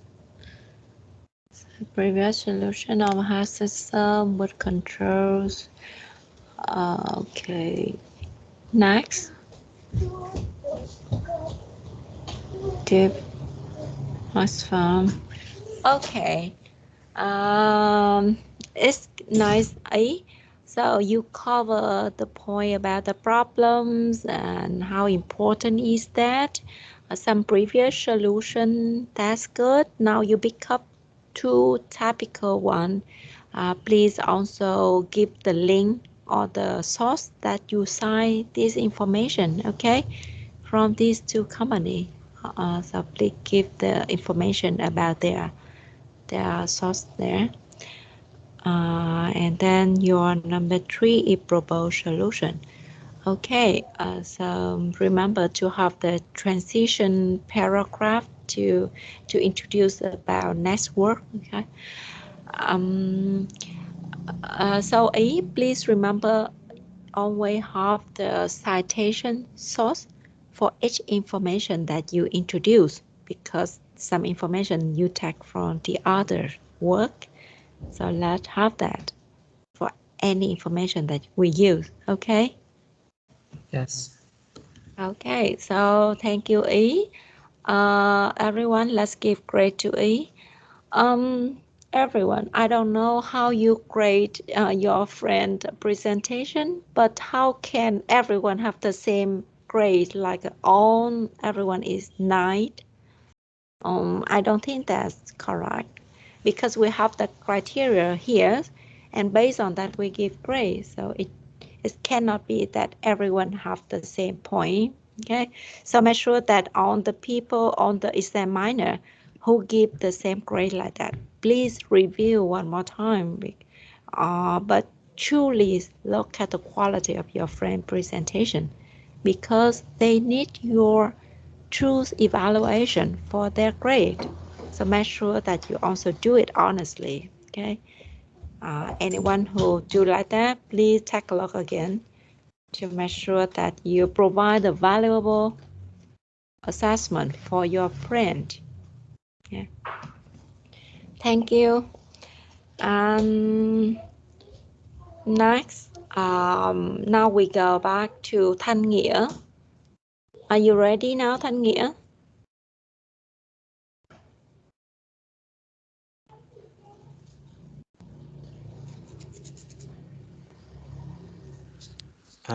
Can I go first? I think.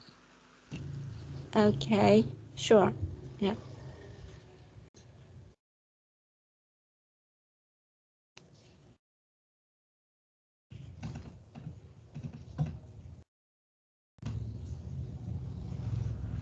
Can you see my slide? Yes, I can see. Okay. So hello everyone. My name is Nhật, and today I'm going to talk about facial recognition in healthcare for smart city.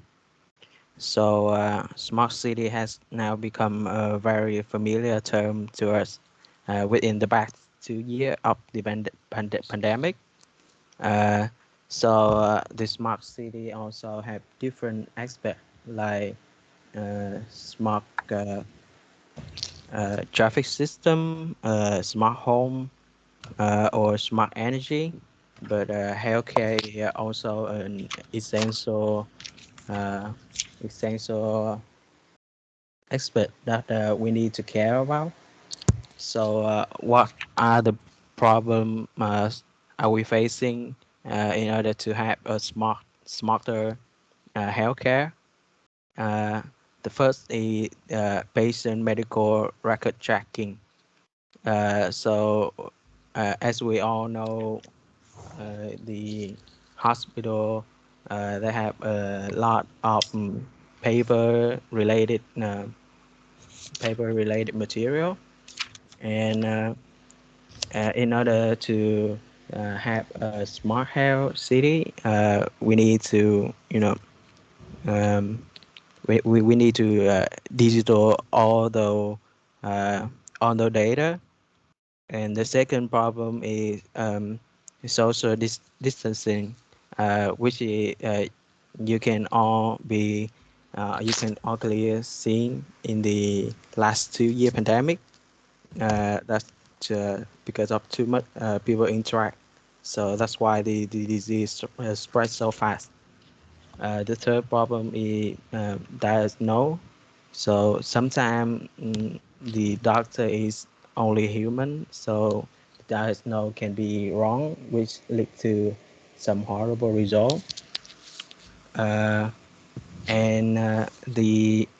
our system, our healthcare system, need to be smarter in order to fit the whole smart city idea. Oi, I'm sorry. Yes. Did you move the slide? I did not No, see. I just did. I just. Okay. This is only the third slide. Yeah. Okay. So yes. So why are we focused on this topic? Because of the facial recognition technology has been utilized software to map a person's facial characteristic and then store the data as a face template. So with all the advance in machine learning and AI, uh, the technique has been applied to the database to compare facial images or to find patterns in facial feature for verification or authentication purposes. And the facial recognition technology is attractive for a variety of healthcare applications, like such as diagnosing genetic disorder or monitoring patient, provide health indicator information related to their behavior and aging, gravity, etc. And so with all of those problems that I mentioned in the second slide, my personal proposed solution is the facial recognition system must be widely used in all the hospital in a smart city, which will help us to track closer to the patient, and also get everything to work faster.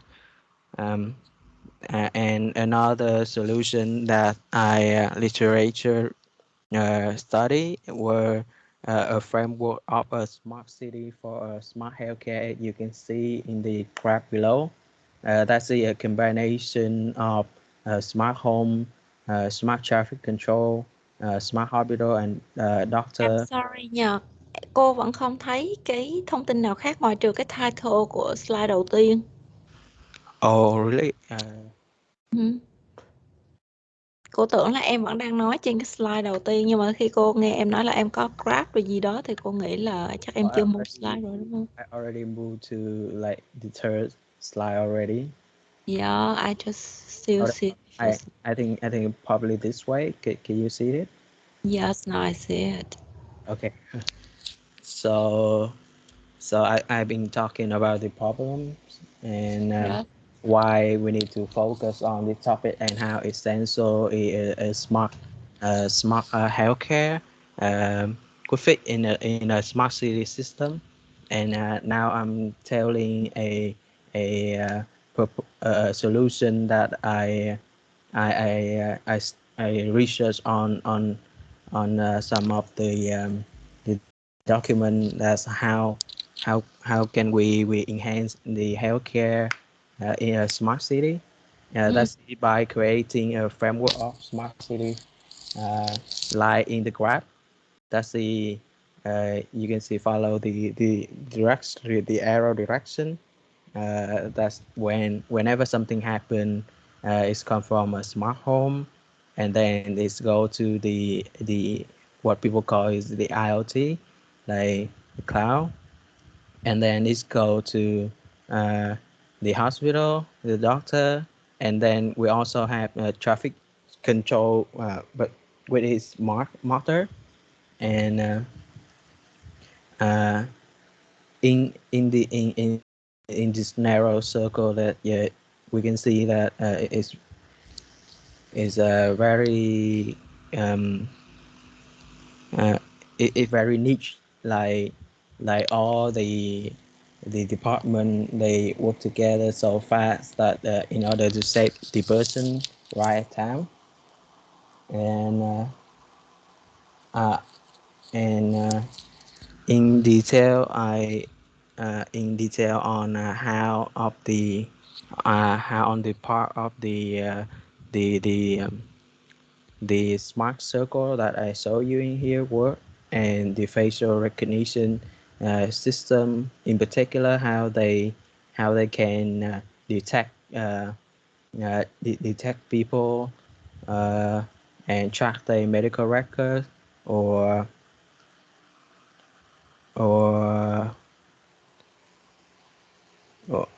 track their medical records, or have diagnosed.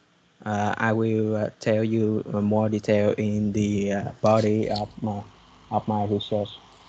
And here are the reference list, and that's all for my introduction. Thank you for your attention.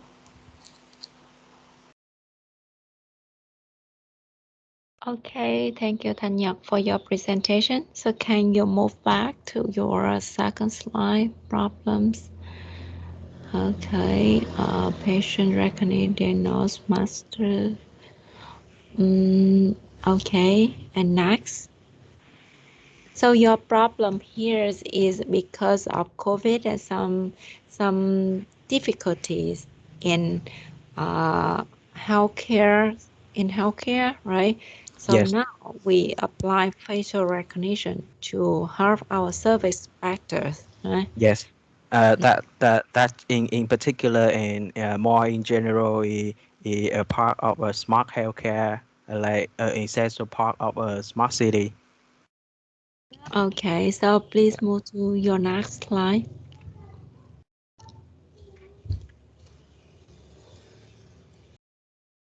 Okay. Yes. So actually here you answer the question why focus on this one, but why focus on this topic? Yeah, actually before you talking about the facial recognition, let provide your readers the deeper understanding about the problems. Like you talk about the problem here, but why these are real problems? How serious are they? So your reader want to feel it. You want to provide the feeling for your reader that this is a really serious problem, and now they see that okay, they really need some tool, some solution to solve the problems. Okay, so after that you move to your proposed solution, like using facial recognition, something like that. But before that, let's provide some deeper insight, deeper understanding about the problem for your readers. Nhật hiểu không? Có nghĩa là ở đây mình cố gắng tạo cho cái người đọc một cái sự hiểu biết, đó là họ thấy em nêu ra vấn đề nhưng họ muốn biết vì sao thực sự nó là vấn đề vậy, thì em cần thuyết phục người đọc bằng các cái dẫn chứng con số là dần dần họ mới thấy được thực sự là họ vì sao họ cần phải tới facial recognition cho smart healthcare. Có nhiều giải pháp khác có thể hay hơn, phù hợp hơn. Vì sao vậy? Thì vì em nói là vì Covid, vì này kia chúng ta cần phải có distancing rồi này nọ, và em đưa ra một vài cái dẫn chứng thông số rồi này kia để họ thấy việc này là quan trọng, đúng không? Thì họ mới bắt đầu tập trung vào cái chuyện là chọn một cái giải pháp để giải quyết vấn đề này. Thì em lúc đây mới đưa ra những cái nghiên cứu trong cái lĩnh vực này như thế nào so far, và đây là cái proposed idea của em, nó thực sự giải quyết được cái problems mà nãy giờ em đang thuyết phục mọi người đó. Thì như vậy thì em sẽ càng thắt chặt hơn cái việc dẫn dắt của mình. Cho mình đưa ra một cái problem, mình cũng chưa thuyết phục mọi người, xong mình đưa tiếp solution thì mọi người cảm thấy ok, thì cũng sâu cần cũng được, không cần cũng được, thì nó chưa đủ strong. Ý là vậy, chứ không phải là cái propose của mình không tốt, nhưng mà mình đang cố thể hiện một cái bài, một cái đề xuất khoa học mà nó thật sự strong, bởi vì người ta phải đánh bật lên được đó là thực sự là vấn đề cần phải giải quyết. Nhiều giải pháp khác rồi nhưng mà cũng chưa có thực sự là đủ thuyết phục lắm, và giải pháp của tôi là thế này, để mọi người hoàn toàn được thuyết phục bởi cái ý tưởng của em. Okay, now do that. Okay. Thank you very much. Yes. So at this slide, the number 3, you may bring some numbers, some data to really convince the readers about why this is the real problem. Okay, and for the next, you move to propose solution. Is your solution. But before moving to this one, please provide some literature reviews on many other solutions before you narrow down to your solution. Okay. Yes, something like this. This is your proposed solution, right? Yes, the one above is my own, and the one below is that I reviewed from the research paper. Okay, but so this is the review from paper. Is this the review one? Only the second line, the framework of the smart city. Okay, I understand this point. I mean, these are own solution. I mean, these belong to your proposed solution because you propose to apply facial recognition for smart healthcare in our smart city. I totally understand that. But I mean, before you bring up this proposed solution, your reader want to have the overview of how many solutions already have in this world so far to solve your problems that you mentioned about. before they narrow down their thinking to your proposed solution. Oh, okay, I got it. Yeah. So they want to have a fair thinking about many solutions. But all of this solution is not really solve the problem, and then they look for your solution, the better solution. For example, em hiểu không? Là trước khi mình dẫn dắt tới vấn đề của mình thì mình cũng muốn cho mọi người thấy một cái bức tranh chung là có nhiều cái giải pháp để giải quyết cái vấn đề mà mình đã đề ra, cái problem này, chứ không phải mình là người duy nhất đề ra cái giải pháp này, đúng không? Có nhiều cái giải pháp khác nhau để giải quyết hẳn các vấn đề. I totally understand. Yes. So let's have that before move to your own proposed solution to really convince your reader. Okay, and then you move to your reference list. Okay, that's good that you care about the citations, plagiarism. Okay, that's good, but please also modify a little bit in terms of previous work, okay, literature reviews in your slide. Okay, thank you, Thanh Nhật. Let's give grade to Nhật. And the others, I invite anyone between Nhân, Hằng, and Nghĩa who is ready now. Dạ, em Hằng. Yeah, let's go ahead, Hằng.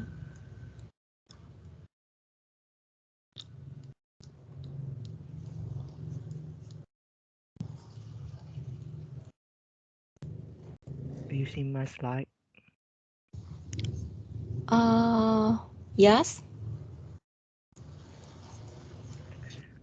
Today I'm talking about the smart parking system design.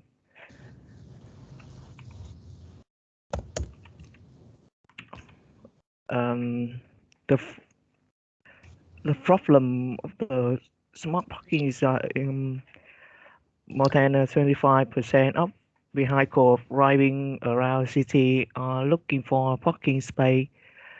Implementing smart technology to facilitate this task will solve this problem and see operation efficiency, simplify the flow of urban traffic, and offering driver a more enjoyable and time-saving experience.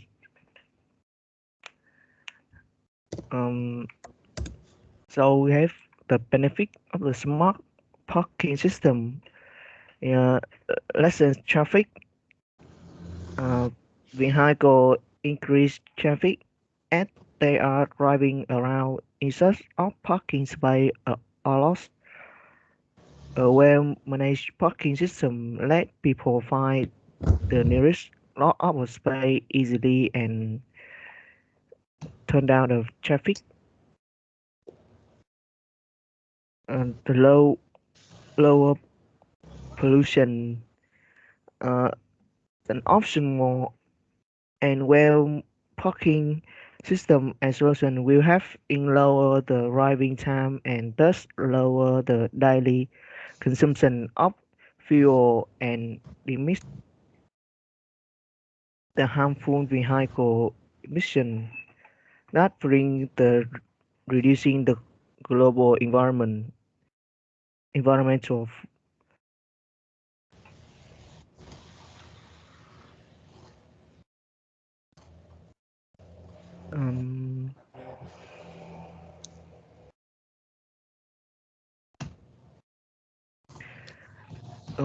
next manage parking. The user efficiently find the best spots available, save time, efforts, and results. Parking lot can be efficiently filled and space can be utilized at maximum capacity by commercial and corporate entities.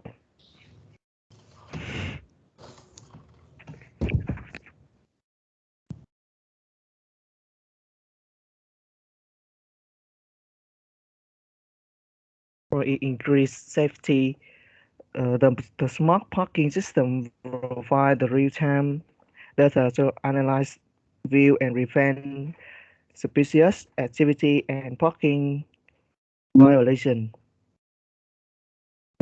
Additionally, the degree congestion have in reduction of accident caused by the distraction of searching for a parking.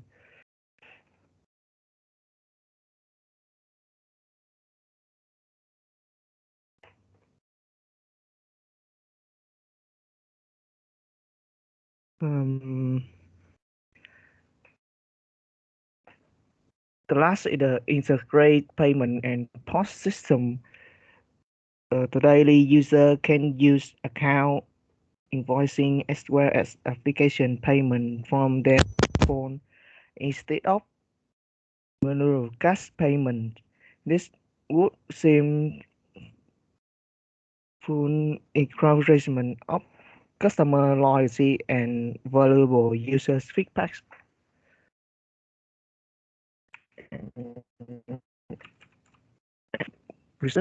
Research from daily.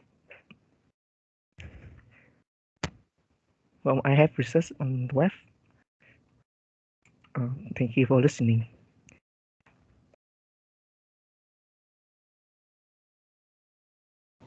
Okay, so Vương Gia Hân, so actually what is the problem that you want to solve here? It seems that you focus on your solution first and you, okay, so problem here is modern around the cities. Okay, so these problems. So let's bring the problems first before you go for the benefit of smart parking, because like in natural approach, you cannot provide the solution before you know the problems, right? So if in our daily activity, if there is any problem, so based on that problem, you think about many ways in your mind, and then finally you pick up one solution for it, right? So let's go for that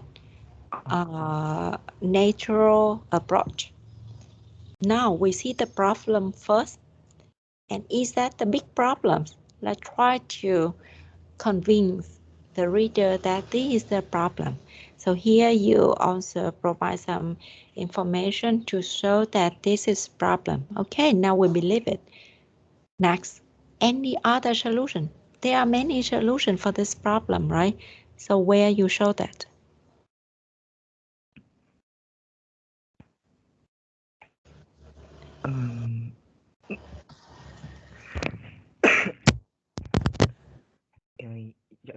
Is that in slide number 5?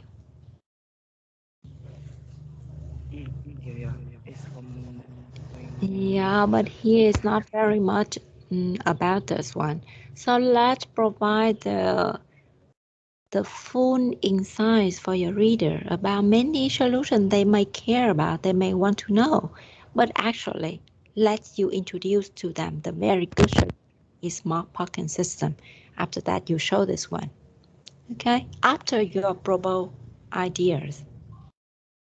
Em hiểu không? Là ý là theo đúng cái lộ trình tự nhiên, đúng không? Khi mà chúng ta có một vấn đề, chúng ta quan tâm về vấn đề đó thì chúng ta mới bắt đầu tìm tòi rất là nhiều cái giải pháp xung quanh đó, suy nghĩ về nhiều ý tưởng, nhiều giải pháp, rồi từ đó mới chọn một cái giải pháp để mình thực thi, và mình cho thấy cái giải pháp này nó đem ra những lợi điểm này kia thì nó mới thuyết phục được mọi người bằng cái cách là mình giải quyết vấn đề. Thì khoa học nó là vậy, và mình chuyển tải cái khoa học đó vào trong cái slide của mình cũng theo cái logic đó. Có nghĩa mình phải nêu ra cái vấn đề first trước, có cái vấn đề đó thì mình chứng minh cho họ thấy là đây là vấn đề thực sự là nghiêm trọng, muốn cần phải giải quyết, chứ không thì người ta đâu cần chú tâm vào chuyện giải quyết làm gì, đúng không? Và em đã nêu ra được cái vấn đề với một vài cái thông số cơ bản là vậy thôi, vậy cũng được đi.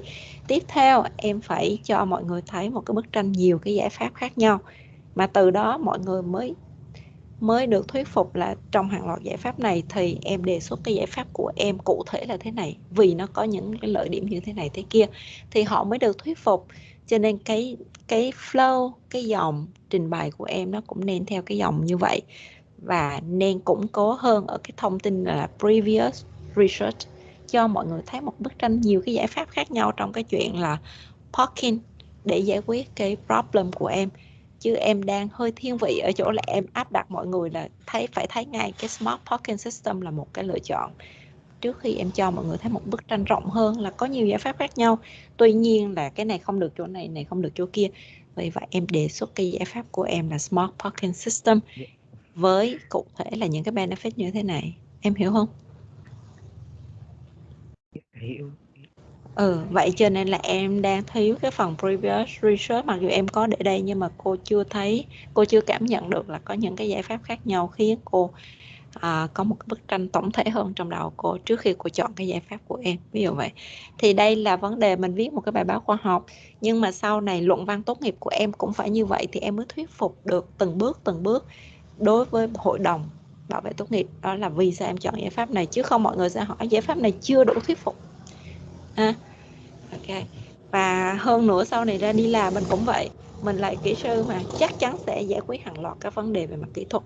Mỗi vấn đề vậy, trước khi mình áp đặt một cái giải pháp của mình thì mình phải tìm hiểu trong tất cả các giải pháp cái nào được hay không rồi mình hẳn chọn cái giải pháp của mình, chứ chắc gì sếp mình đồng ý ngay giải pháp của mình đâu. Nhưng mình phải thuyết phục sếp đó là nhiều giải pháp rồi sếp, giải pháp này mắc tiền, giải pháp kia lâu, giải pháp nọ không giải quyết triệt để vân vân, và đây là giải pháp của em giải quyết được tất cả vấn đề này. Thì như vậy sếp mới được thuyết phục và sếp mới chọn cái giải pháp của em, đúng không? Chứ không phải tự nhiên mình vô mình quăng ra đây là đề xuất của mình, mọi người đều ngớ ngẩn hết vì sao cái này lại là cái giải pháp cuối cùng, họ không biết nên chọn hay không. Thì cái cách chúng ta tiếp cận để giải quyết một vấn đề là như vậy ha. Vì cái lý đó nên mình mới cố gắng chuyển tải trong slide của mình tất cả những ý như cô đã dạy các bạn, là vì vậy mình đi từ trình tự 1, 2, 3, 4, 5 là vì cái lý do đó ha. Ok, Hân, thank you. Nhưng mà nhớ là bây giờ em hiểu rồi thì em sẽ hiệu chỉnh slide của mình tốt hơn để sau này mình cũng sẽ có một cái bài trình bày cuối môn học này mà tổng thể tất cả liên quan tới giải pháp và cả cái phần chi tiết thực thi giải pháp như thế nào ha. Dạ, em hiểu rồi. Rồi, ok, thank you, Dạ Hân. So our next friend is that Thiện Nhân or Thành Nghĩa? Thiện Nhân. Hello. Hello Nhân. Dạ, con nghe em đó cô. Có nghe em.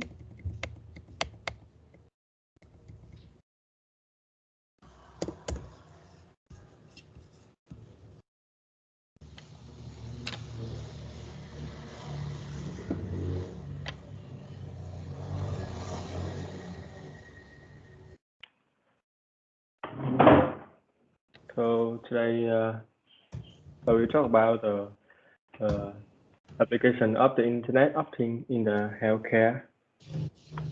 So what is the Internet of Things? The Internet of Things is a technology connection between all things, and the Internet visualizing device and implement intelligent and identification and measurement. So the IoT apply in the many which is smart home, smart care. But in my presentation, I focus on the healthcare. So here is my problem. So nowadays, the rate of people dying from shock and hurt disease increase.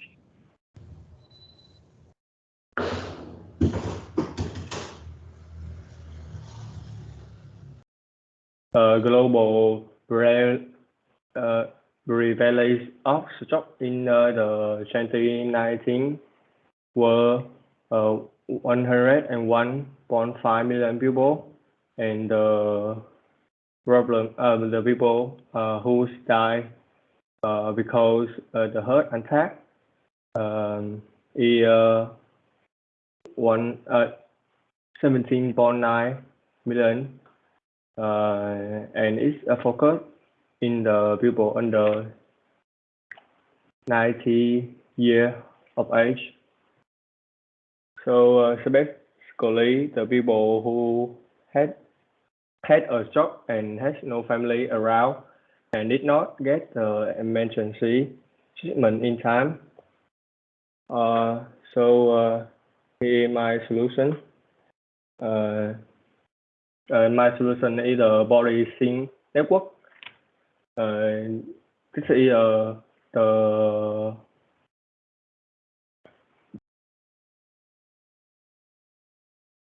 the core Internet of Internet of Things in the healthcare system. So they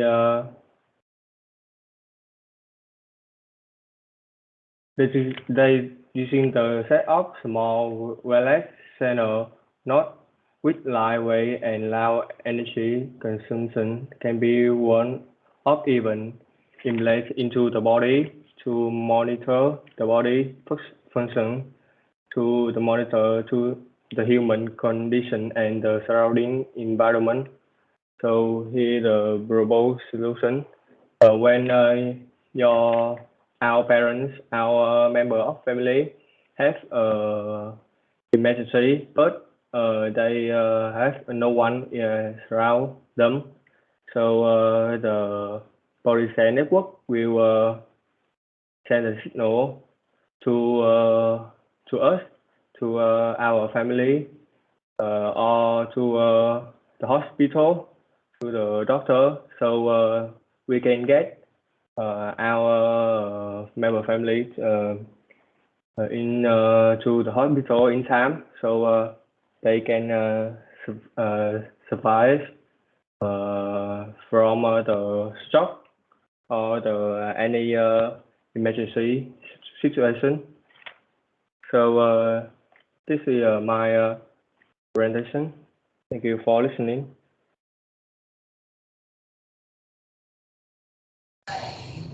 Okay, thank you, Young.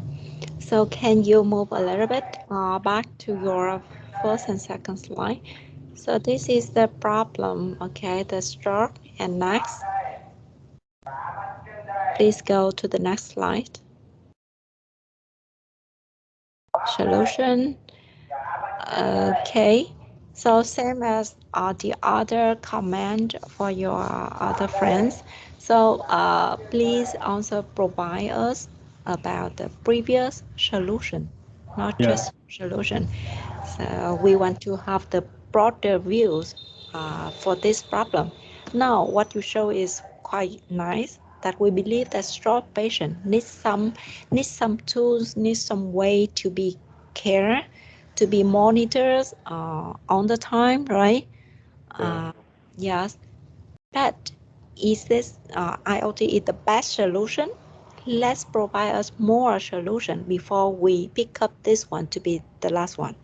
Okay, so remember, you always provide the broader picture for everyone about the solution before you convince them to your solution. Okay, so you missed that, you still missed that here. Go back to your slide about problems. Yeah, so here you show the argument about the problem and some pictures that everyone kind of believe, but please have more numbers, some data, some statistics about stroke patient, so you convince your reader better, because you are a scientist now. You're not just like the normal speaker. You are on the point of a scientist. So everything that you say now, you need to have some statistic data to really convince your reader. Like 60% of people die every year because of stroke, disease, something like that. So let's have this number. And after that, you provide the previous solution, the literature review, and then you move to your solution. Okay, that's fine. Yes, so remember that even you don't have many slides, many words in your slide, but let's pick up the very key information to put in your slide, because you just have a little time, but you need to convince your audience about every point that you say out. So let's do it best, okay? Yeah. Okay, and maybe you did not have many time to prepare for the slide, but next time, never leave the full sentence like this. Like in your solution, I see that you put a very long sentence. Yeah. Don't do that. Remember, less for more. The less word that you bring out, the more rememberable your reader can remember about your slide, your information. Okay, you threw out a bunch of words, so no one can remember, no one wants to read it. That is the tip for your presentation. Always remember less for more. Okay. Okay, Nhân, something like that. And also please have reference for your presentation as well. Thank you. Yes. Okay. So our next friend, Thanh Nghĩa.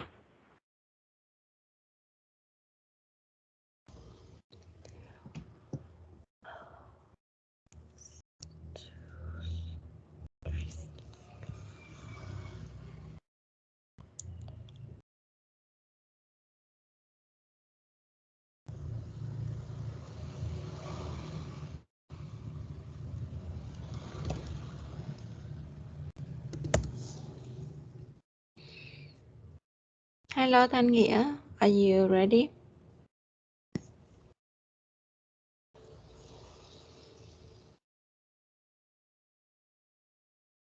Hello, Thanh Nghĩa.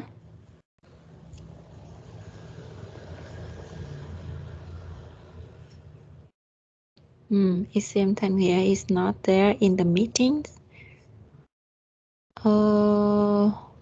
Thanh Nghĩa ơi, em có present không? Ok, có thể là bạn bị out thế nào rồi, cô không thấy bạn nữa. Okay, so yeah, so that's it. We done for today's presentation. Thank you everyone for your presentation. And even we just have the short presentation, but I want to note, I want to remind everyone, what we ask you to do today is really you need to do like that for your tests, for whole of your work later. You need to have the logical flow for anything that you propose in terms of technical communication. So problem, methods, some previous work, and then our own solution. Try to convince your reader following this flow of communication. Okay, and yeah, so go back to our grading. Please, I see that some of you give the not very fair grade for your friend. If you see that you don't have enough time to provide grade to your friend, so we will ignore your grade. If not, so please, we leave the record recording for our meeting today online. Please rewatch it if you want and try to have the good assessment for your friend presentation. Okay.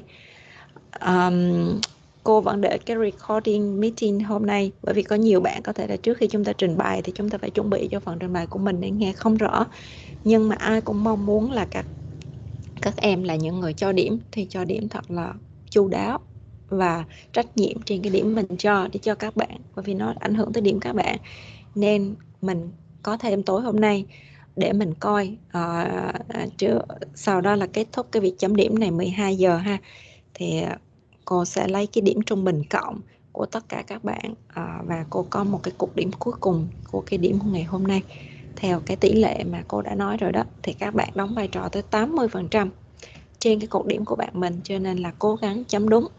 Nếu mình thấy chỗ nào mình không có nhớ bạn mình trình bày thế nào thì mình có thể coi lại cái video ha, chứ đừng có chấm bừa thì nó sẽ không có tốt cho cái việc chấm điểm này, cho việc đánh giá một cách công bằng của cả lớp.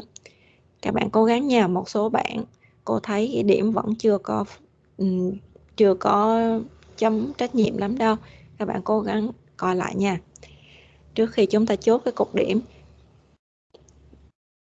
Rồi, lớp trưởng tối nay thì chắc là giúp cô cho một cái final grading của mọi người. Một cái cột cuối cùng.